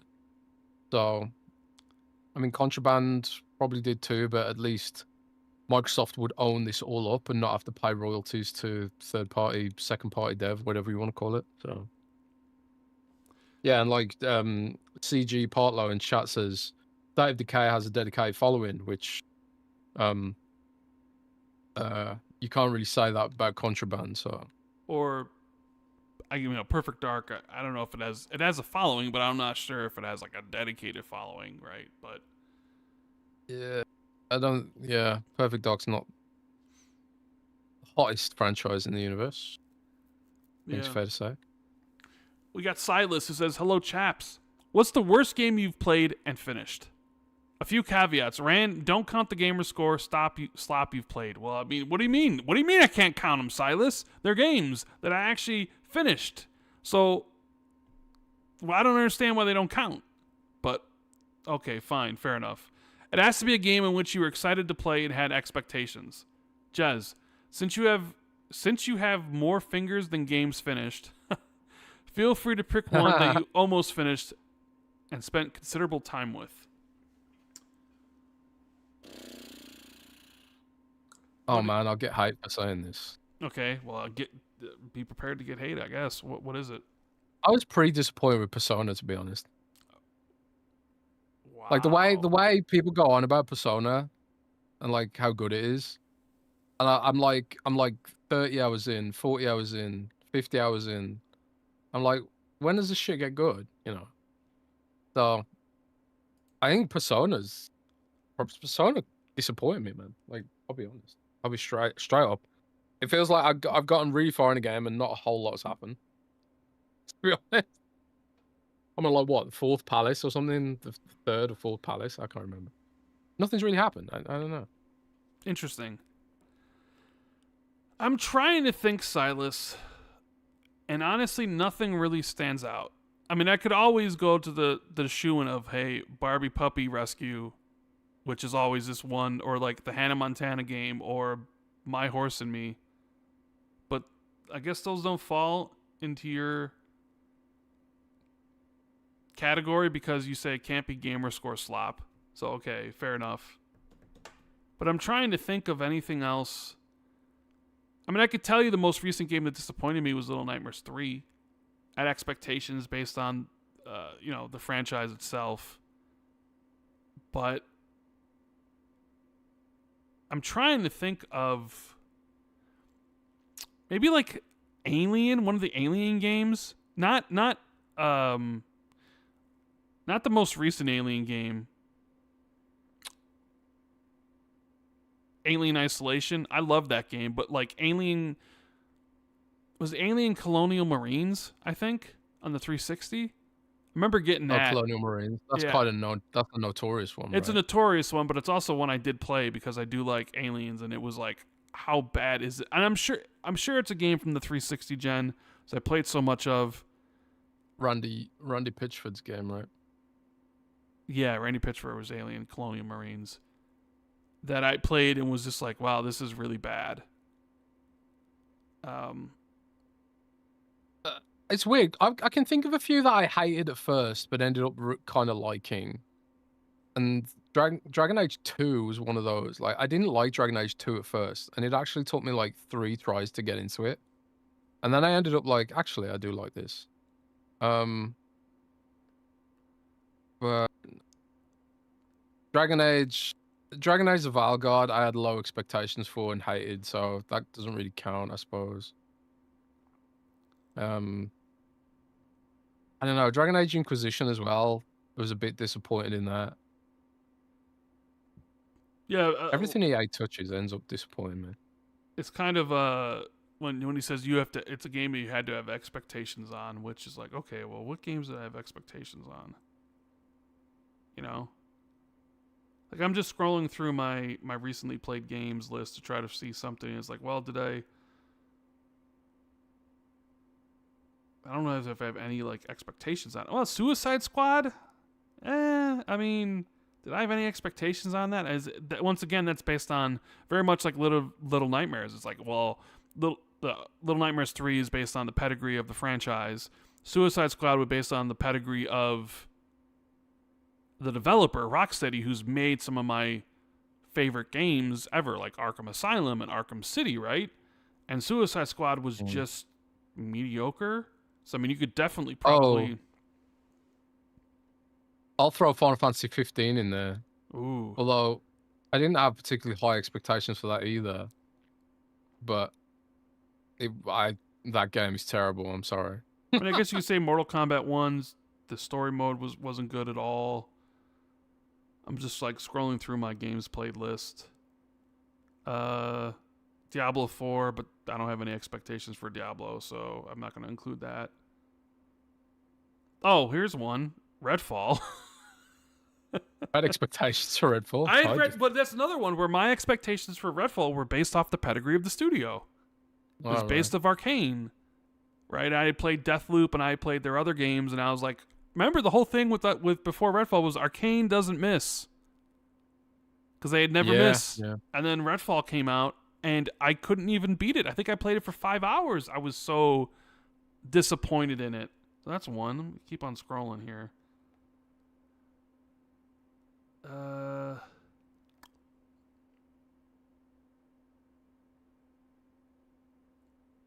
Callisto Protocol. There's another one. Callisto Protocol would be one where I did have expectations on it, and it just wasn't very good. Disappointing.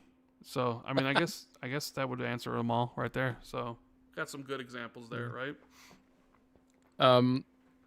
J2042 says, Persona 5 is nice because you can date your teacher and have her come over and give you massages. That is true. You can date your teacher. I can't remember her name, but... We got Chris M, who says, hey guys, hope you're having a great week so far.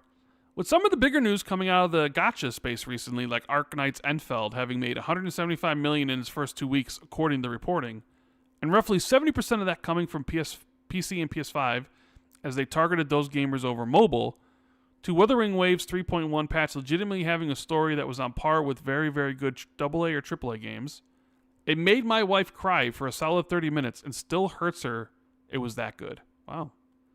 I'm curious your thoughts on the impact that it could have if gacha games continue to improve like this and push harder into the PC and console space. Also, can Xbox please get a few? I'm already tired of splitting PS5 time with the wife.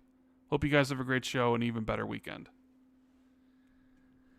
It's I do get a ton of questions about gacha games skipping Xbox, and you know it is frustrating. Like I haven't really ever gotten into any of them. Like I tried to get into Genshin Impact, and I was just like, this ain't for me, and that's fine. Not every game has to be for everyone. I appreciate, for example, Persona is like this huge game, just not for me, right? And there's nothing wrong with that. But I think it is an issue for Xbox as a platform that these games skip, right? But this is kind of goes back to what me and Rand were talking about earlier with regards to like Chinese devs kind of upending the industry. Like they can make games a lot, maybe cheaply is the wrong word, but they can scale these games like so much more rapidly than some of these other companies are able to do. Like if building a game in California is so much more expensive than building a game in regions of China or even like Eastern Europe. You know, we're talking about Chronos and New Dawn, right? So I do think it'll probably have an impact, but I also think these games target a very specific type of gamer. You know, they're often honestly aimed towards women. You know, a lot of the people I know who play Genshin Impact are women. So I don't think they'll take over the industry because at the end of the day, not everyone wants to play that kind of game. I don't really like the art style of those games, neither does Rand. I bet a lot of people here aren't that interested in playing gacha games as well. Don't like the business model as well. Don't like the whole roll-in, free-to-play gambling aspect of it. So I do think that'll be a staple in the industry, but I don't think they'll take over. Yeah, I know. I saw a post that was interesting. It was like showing off this boss fight in Where the Winds Blow, I think, or it's a game that was a free to play game that came out this past fall, and it was a really really cool looking boss fight. And the guy was like, "This boss fight looks amazing and is mechanically really deep, and it comes from a free to play game, and it's shaming a lot of the AAA space." And I was like, "Yeah, I mean." That's the thing. Like before, it was mobile games they don't look good and they're crammed with stuff. But then you have the free to play games now that look just as good as any AAA release, except they're free, right? So Yeah. it goes along as like, well, why am I paying $70 for this game when I could just play, you know, one of these things for free that might have as much content, if not better content, and is constantly updated, than something I got to spend $80 up front. Mm-hmm. So it might, the free to play stuff really does. It's like a double edged sword for a lot of this, right? For the comparison sake of for the games, Goggles Lens. So saying, hey guys, now I know that I and others can't wait for the next generation Xbox console, at least for me. A funny anecdote is that I have as an ad on the Xbox dashboard that said stream your own games, and for half a second I thought it said Steam as in Valve, which tells you how much I've been thinking about the next console PC thing. I just thought it was a little funny story to tell. Anyway, now we all know how great Play Anywhere is, so I wanted to talk about something that is part of Play Anywhere that people don't seem to talk about as much. Cross save is a great part of Play Anywhere. For me, I would love more games to have cross save. If I like a game enough, I would not mind buying it twice if the saves cross over, especially if I already have the game on Xbox and can play it there and wait for a sale on Steam, for instance. Now, the best implementation of this would be a cloud type saves between Steam and Xbox, but that would be overhead. That probably would cost too much for how many people would use it. I know Indiana Jones and other games do this, most from CD Projekt Red with GOG. I'm thinking more system-wide instead of each one being game-based. But even if they all do is make the Xbox save files just like Steam files so we could manually move the files over ourselves, that would be great for this console PC device. Could you guys see this happening? An example I have is Hades 2, which I loved. Hades 1, so I can't wait for it. I'm waiting for it to come to Xbox. But if I could transfer the save, I would probably get it on Steam and then move over the save when it comes out on Xbox, double dipping. But for now, I am just waiting. What is the likelihood of more cross saves between Xbox and Steam, not counting live service because they already do this? And what do you think of cross saves in general? That gets into another structure. Go ahead. Answer. I mean, one thing that like Microsoft even announced a little while ago. I don't know if he's going to mention this in the rest of the question, but Microsoft did announce that they've actually got a whole system in PlayFab for developers who want to make cross-save games.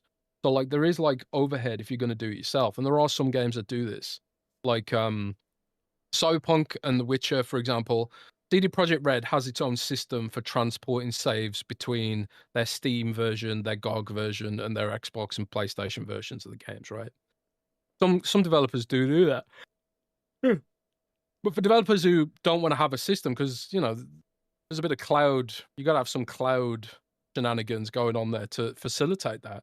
But for developers who don't want to do that, Microsoft through PlayFab now actually has their own system where it's like, if you want to integrate this feature into your game, then we've got a service for you. And I'm pretty sure it's free to implement as well. I suppose it's just about convincing developers that it's actually worth doing, I suppose. And that's really the upshot on some of this. The upshot on some of this stuff is that some of the upshot on this stuff is how many people will actually double dip. And I suppose there's probably not a huge amount of people that will double dip on games. There probably is a niche. Like, I would do it personally as well. I would do it if, like, to achieve that functionality, I would buy the game twice. And I've done it before. I did it for Diablo 4. Because Diablo 4 doesn't have Xbox Play Anywhere because it's on Battle.net and there's all that kind of... Xbox and Battle.net isn't fully integrated yet. So I do like the idea. But Xbox also, I think, they want to emphasize that as well. Because I think Xbox realizes that there is potential there. There is definitely potential there for this sort of multi-platform future that everything seems to be moving towards. But was there another part of that question? He goes on to say that gets another discussion on how they're going to make the PC store more like Steam. What I mean is that when this next console PC comes out, the stores will most likely be smashed into one. It would most likely be the PC store for the PC console.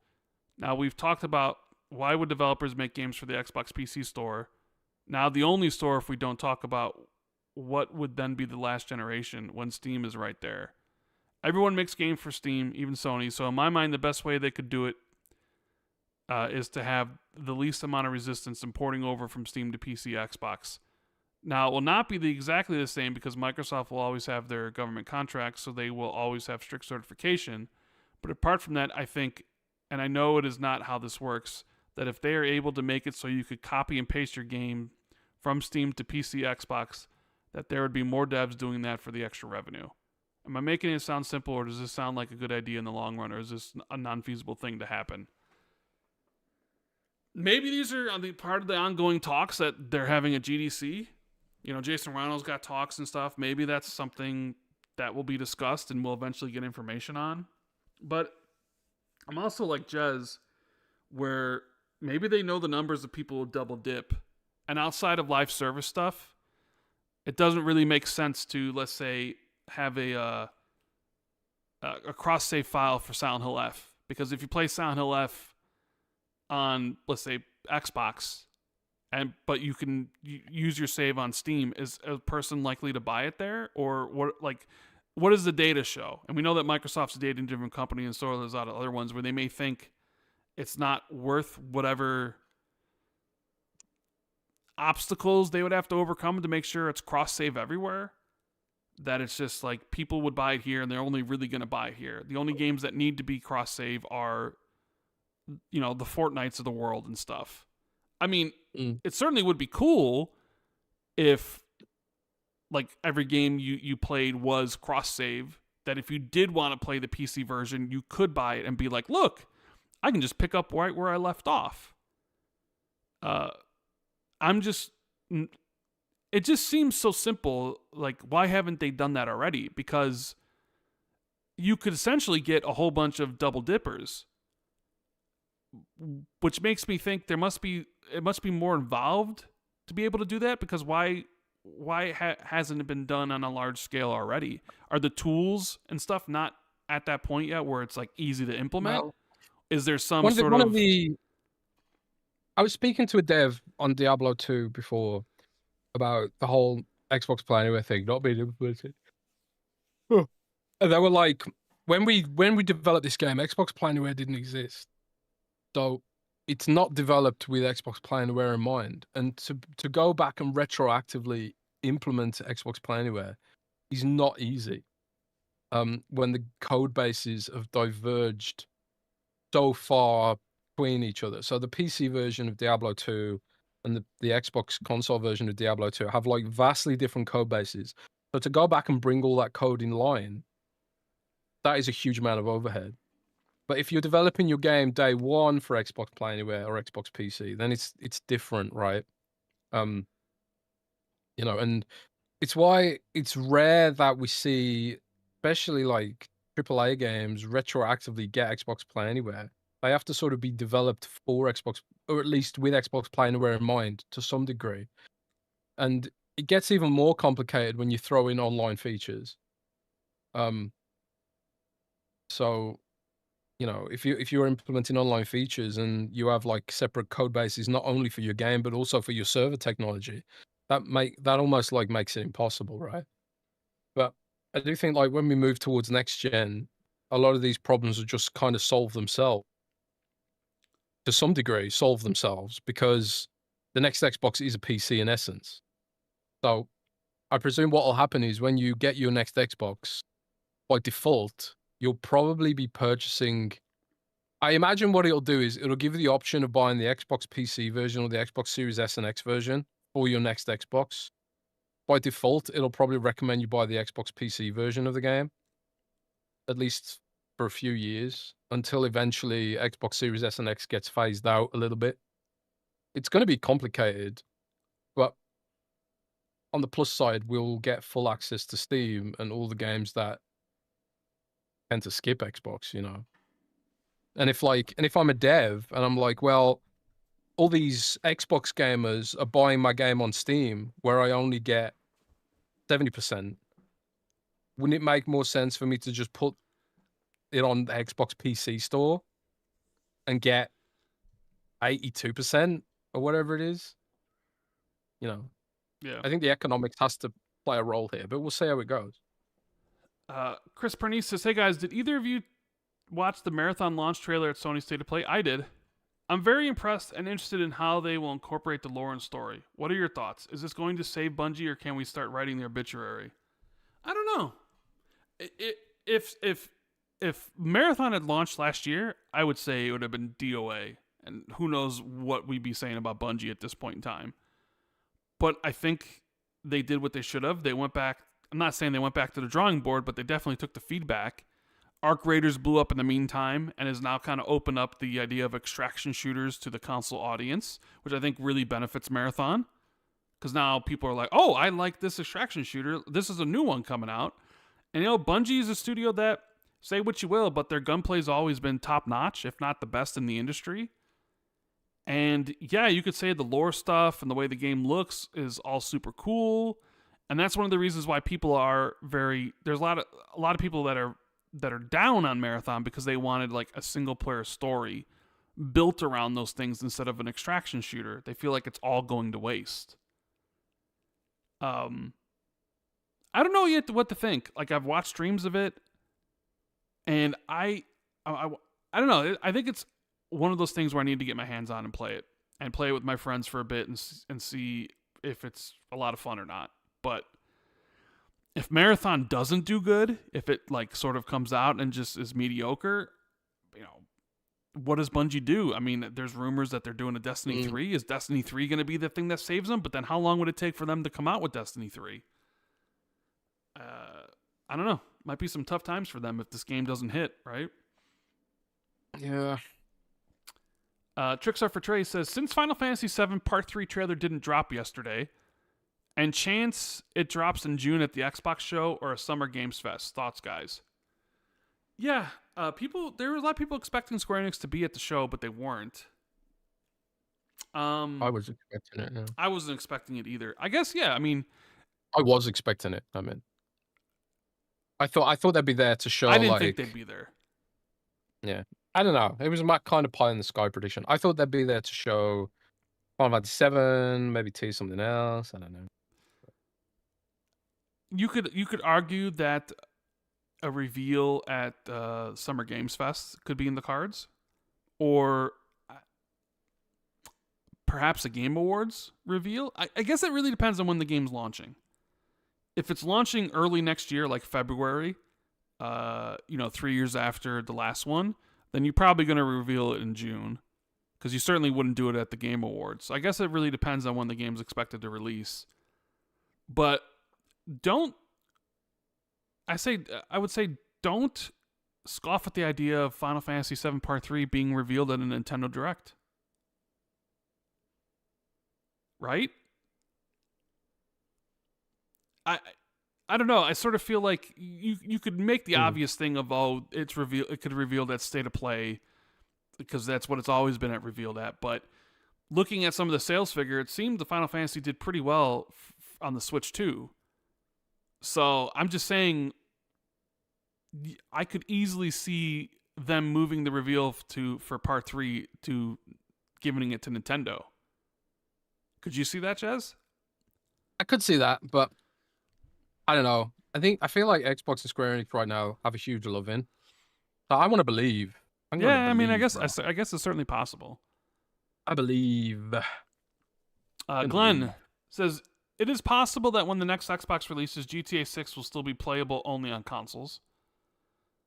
In that scenario, what is your estimate of the likelihood that when the Xbox device launches, it will play GTA 6 natively? Xbox execs have said that the upcoming device will be totally backwards compatible. This would entail that GTA 6 will run on the device.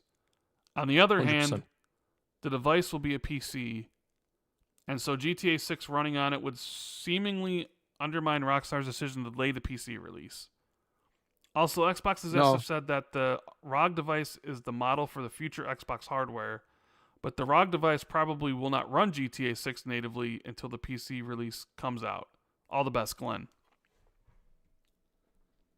Nah, it'll definitely be on the next Xbox.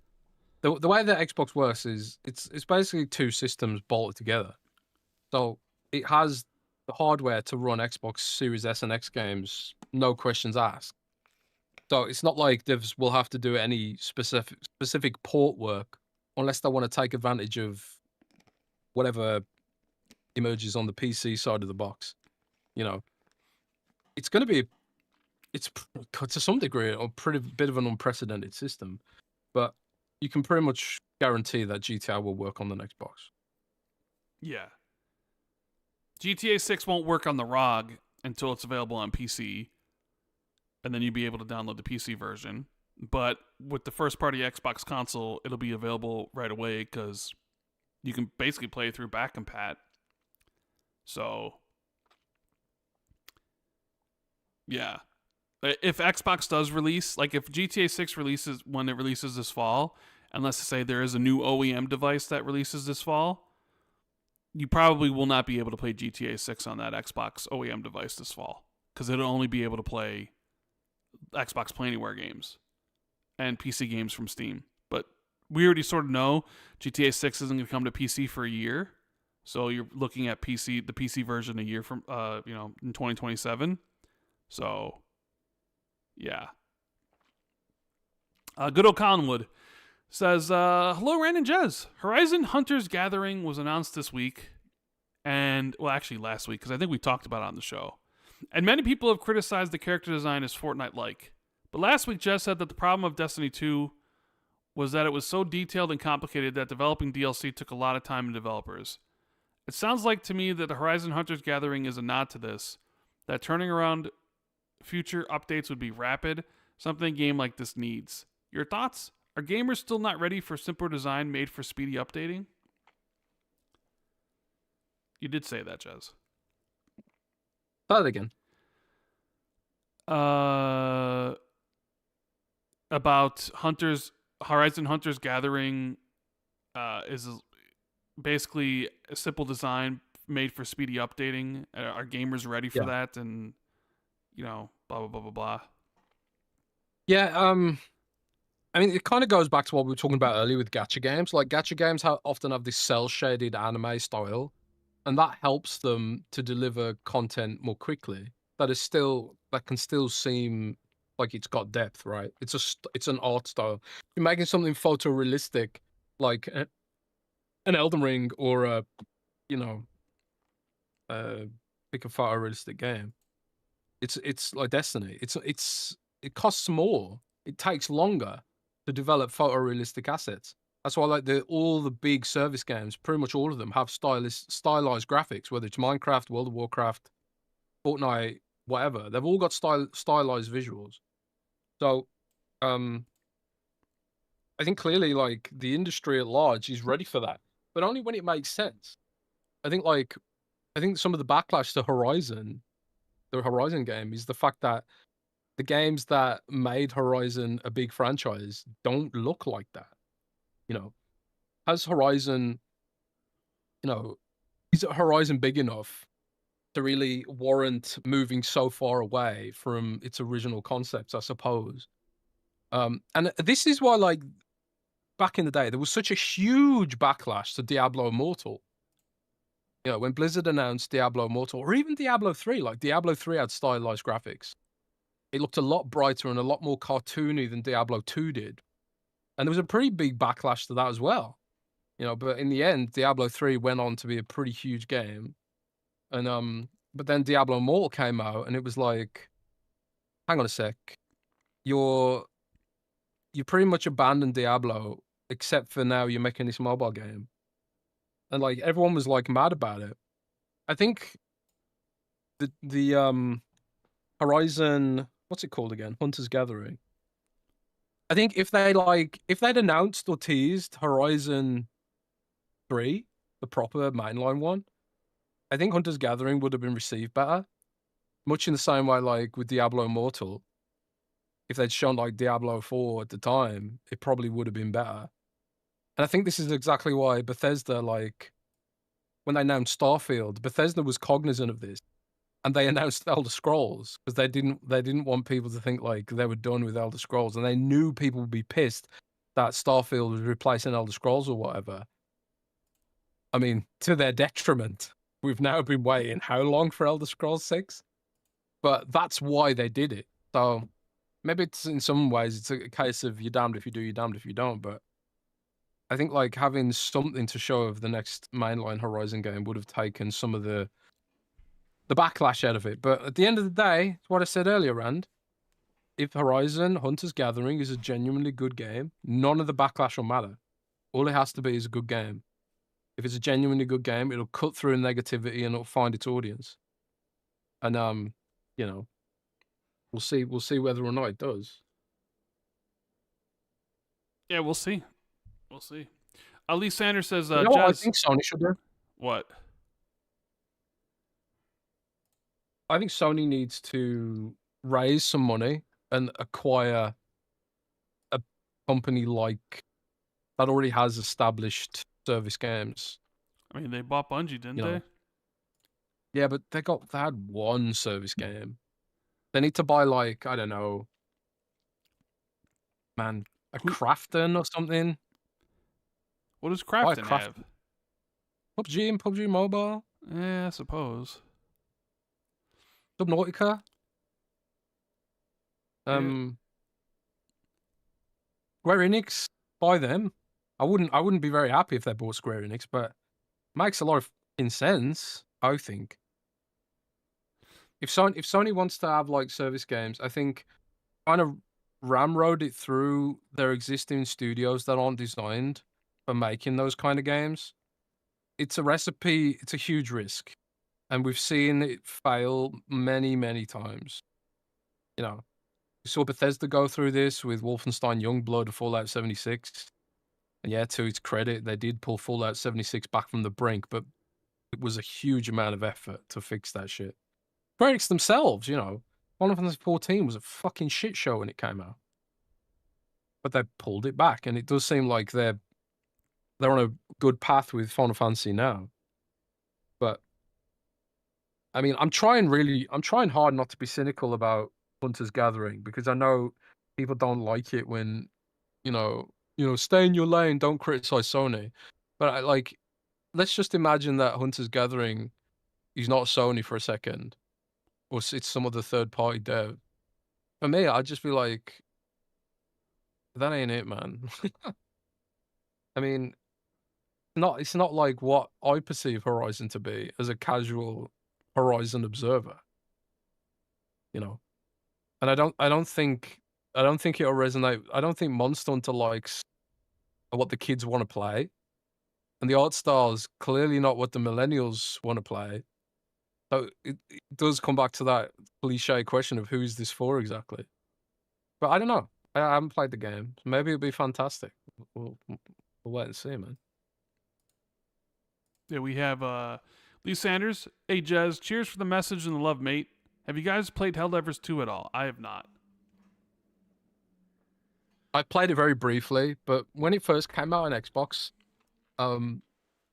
it had performance issues. So I was kind of like waiting for it to have some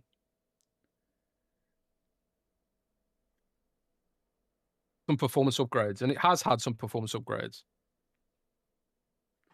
Okay. So I'm gonna give it another go. Give it another bash. Shay Elephant says, "Happy Friday, Rand Jez. Do you think Microsoft will put Xbox Game Pass Premium as part of their 365 subscription in the future?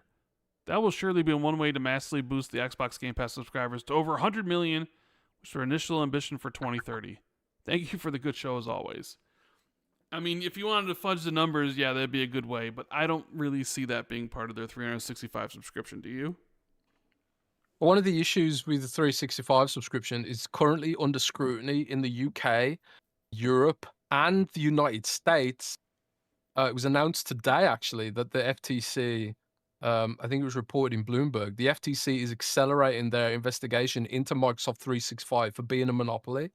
And one of the issues they've got is the bundling of products into 365 to inflate their numbers. Like Microsoft Teams, for example, is bundled for free as part of Microsoft 365. And that is to the detriment of Slack and other similar platforms.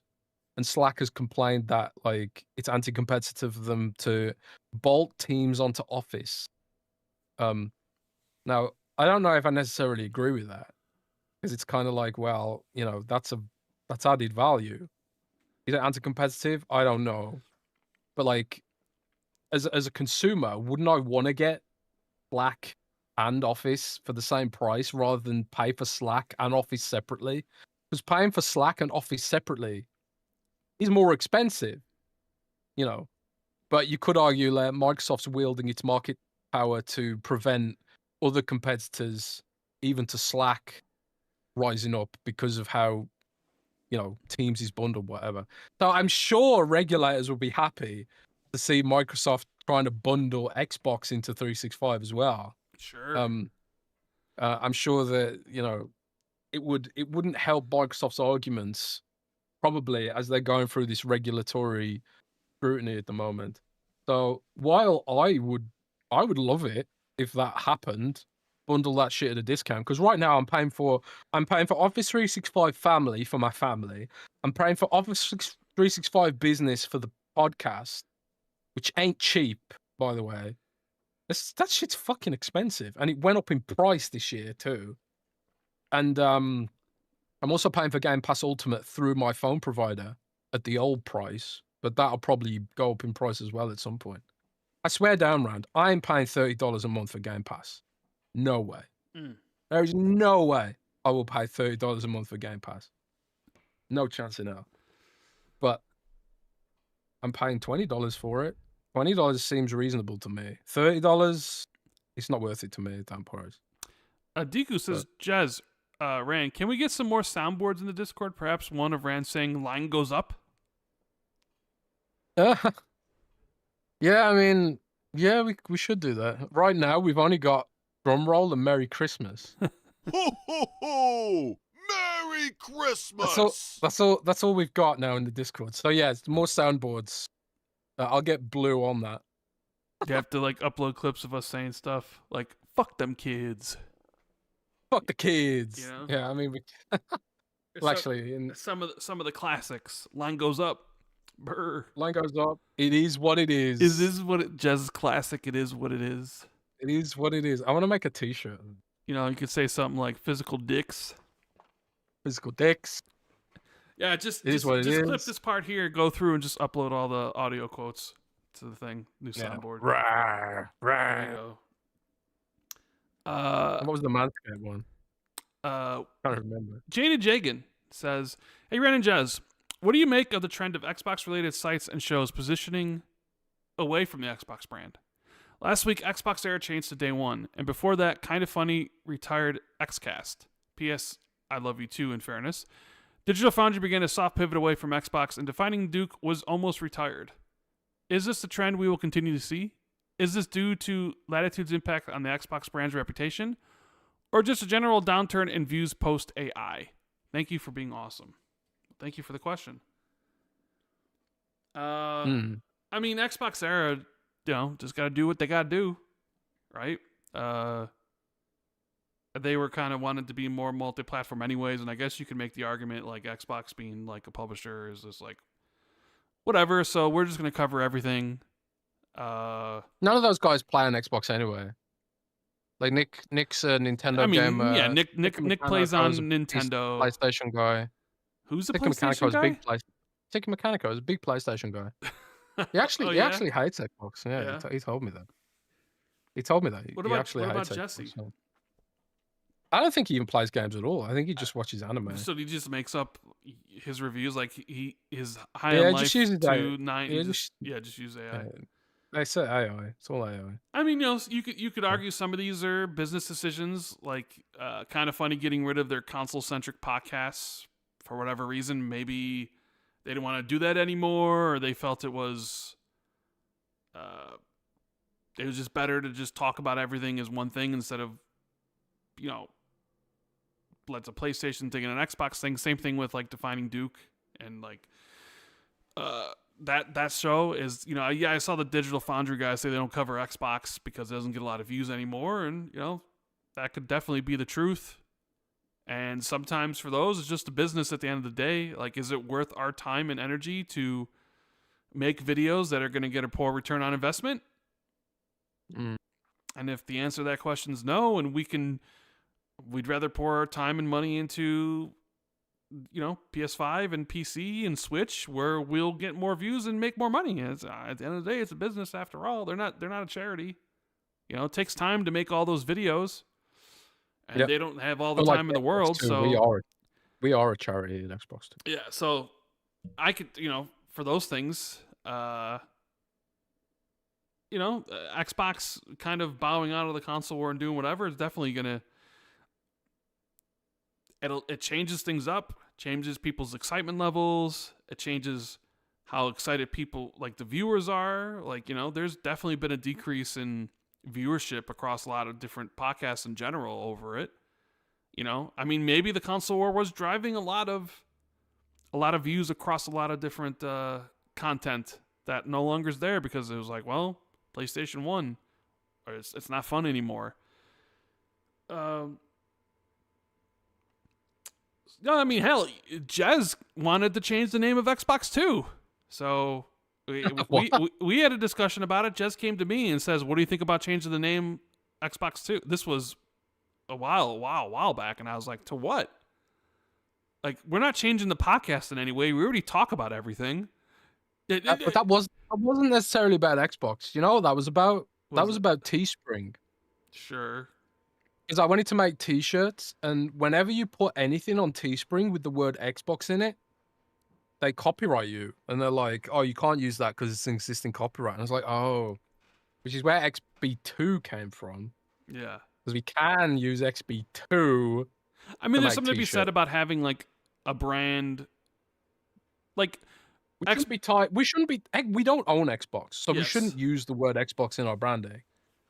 But it's also like the channel name is Randall Thor 19. Their channel name was Xbox Era, and Xbox Era is the name of the website, and maybe even name of the business. That's probably not something they probably should have, move away from. But I could understand. I've seen Xbox. Like we called Windows Central, right? And we get to use that at Microsoft's discretion, because I've seen Microsoft actually copyright strike other outlets for calling themselves something Windows or Windows something. Like, so Windows Central's never experienced that yet. And I don't know if it's because Windows Central is technically a US business, so maybe there's like different laws there. But in Europe, I've seen like Windows blogs with Windows in the name actually get issued cease and desist, and I don't know if that's a European law or a difference there or something like that.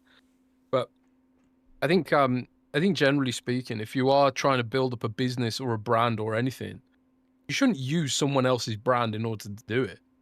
Like, we couldn't sell T-shirts with Xbox on it, like XB2 podcast. We can't, like, we shouldn't be using Xbox in our branding at all, because we don't represent Xbox. We're separate from Xbox. We're inspired by Xbox, and we're an Xbox podcast, which is why, like, if you search for it on Spotify, it's XB2, an Xbox podcast. Right? Yeah. Like, describing what it is. Yeah, I mean, but for a lot of it, it's just it's really just a business decision, right? You know, could we be doing something different? Is it still worth doing those sort of things, especially for Digital Foundry and, you know, like Last Stand Media and stuff, and Kind of Funny? It's like, well, does this work anymore? Maybe it doesn't. I mean, I'm all right with it. The less Xbox podcast, the less competition, you know. I've never viewed podcasts as competition. I only view. I don't either, but I do. There is something to be said about, like, I wouldn't listen to a podcast that talks about PlayStation because I'm not really that interested. Sure. I wouldn't listen, you know. But maybe you should, because PlayStation podcasts talk about Xbox more than Xbox podcasts do. Yeah. You know? That is true. That is definitely true. So, we got Johnny6 saying, "Hey, Rand and Jez, thanks for doing the show. I've seen a lot of people confusing a box version of an Asus ROG Ally X with the next-gen Xbox with Magnus, then saying it won't be an Xbox just like the Asus ROG Ally X. Jez, is it possible for the Asus to release a box version of the Asus ROG Ally X, or would they wait for Magnus chip to release a box with it? Thanks." So he's talking about the OEM third-party release. I mean, I think it's certainly possible Asus releases a box version of it without, but I don't think it would have the Magnus chip, though. Right? Sorry, I was just responding to someone. Someone was trying to get onto the Q&A thread but couldn't do it for some reason. Sorry, I was a little bit distracted there. What did he say again? He said, "Is it a possibility for Asus to release a box version of the Asus ROG Ally X, or would they wait for the Magnus chip to release with the box with it? Thanks." Oh, you mean like the back something that can chip. put on retail? Yeah, version, like basically a third-party shelves? OEM box, you know? Oh, like a console? Yeah. Oh, right, okay. I'm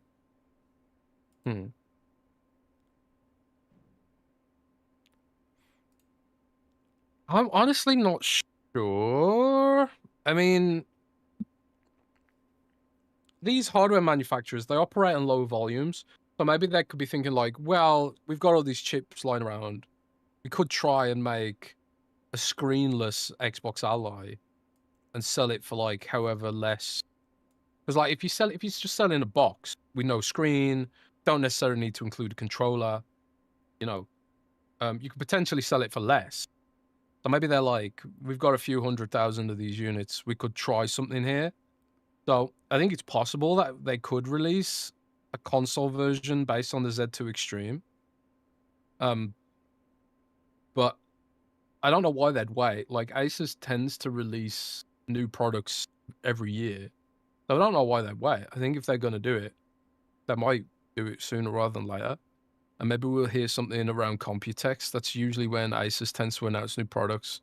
Computex is a Taiwanese, it's a major consumer electronics show in Taiwan. Happens every year around, I want to say May or June or July, something like that. So maybe we hear something towards then. But I would expect that Asus will probably use the Magnus chip as well, in addition to that. And then make their own Xbox either cheaper or more expensive with the Magnus SoC in it. We'll have to wait and see. All right. What I'm interested in finding out is, like, will Asus have exclusivity on it? Because Microsoft does seem to have given Asus some form of exclusivity to the Xbox brand for the Xbox Ally. In the near term. Because Asus had the Xbox brand, they also had early access to the full screen experience, and Lenovo and the others had to wait a bit. You know, Right. it does seem like in exchange for working on this project, Microsoft includes exclusivity as part of the whole argument. But there's also like MSI has a really good handheld now. I haven't tried it. There's also Intel that's exploring getting into this space. Dell was one of the first companies that actually showed a prototype PC gaming handheld from like a mainstream OEM. I mean, I know GPD and some Chinese brands have them as well, like Aya Neo. Aya Neo just announced like a $3,000 PC gaming handheld. By the way, I don't know if you saw this, Rand. No. Like $3,000 gaming handheld based on Strix Halo, laptop grade GPU. But I think there's just going to be a ton of different devices and all different ways to play Xbox games in the future. Radbury just drops a super chat. Do we have any more questions? No, Any more no. super chat? Yeah, I see the Radberry says, question for Jez. I purchased an Xbox LAX and the motherboard was bad. I had to send it off to get repaired less than a week after I had it. When I got it back, the full screen experience just doesn't work anymore. Ideas? Oh shit. That might be a version mismatch or something on Windows. Radbury, can you message me on Twitter or on Discord? My Discord is at JizCorden.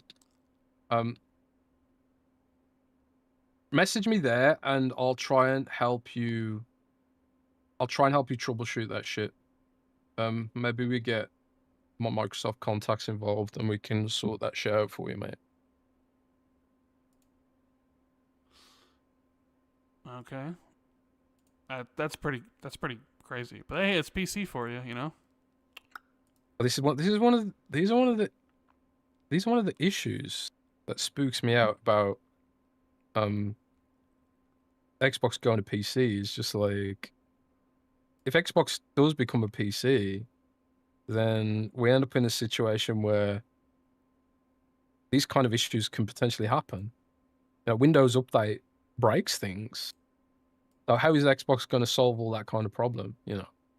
But maybe it forces Windows to deliver higher quality releases. But we'll have to wait and see, man. Anyways, I think that's it for the show.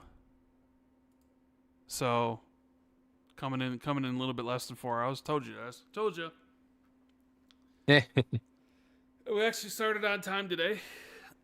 So thank you guys for hanging out with us. Make sure to hit the like button and subscribe to the channel if you haven't already. Check out our Patreon at patreon.com/XB2 and our sponsor for this episode, surfshark.com/XB2 with 86% off a 2-year deal to help protect yourself on the internet.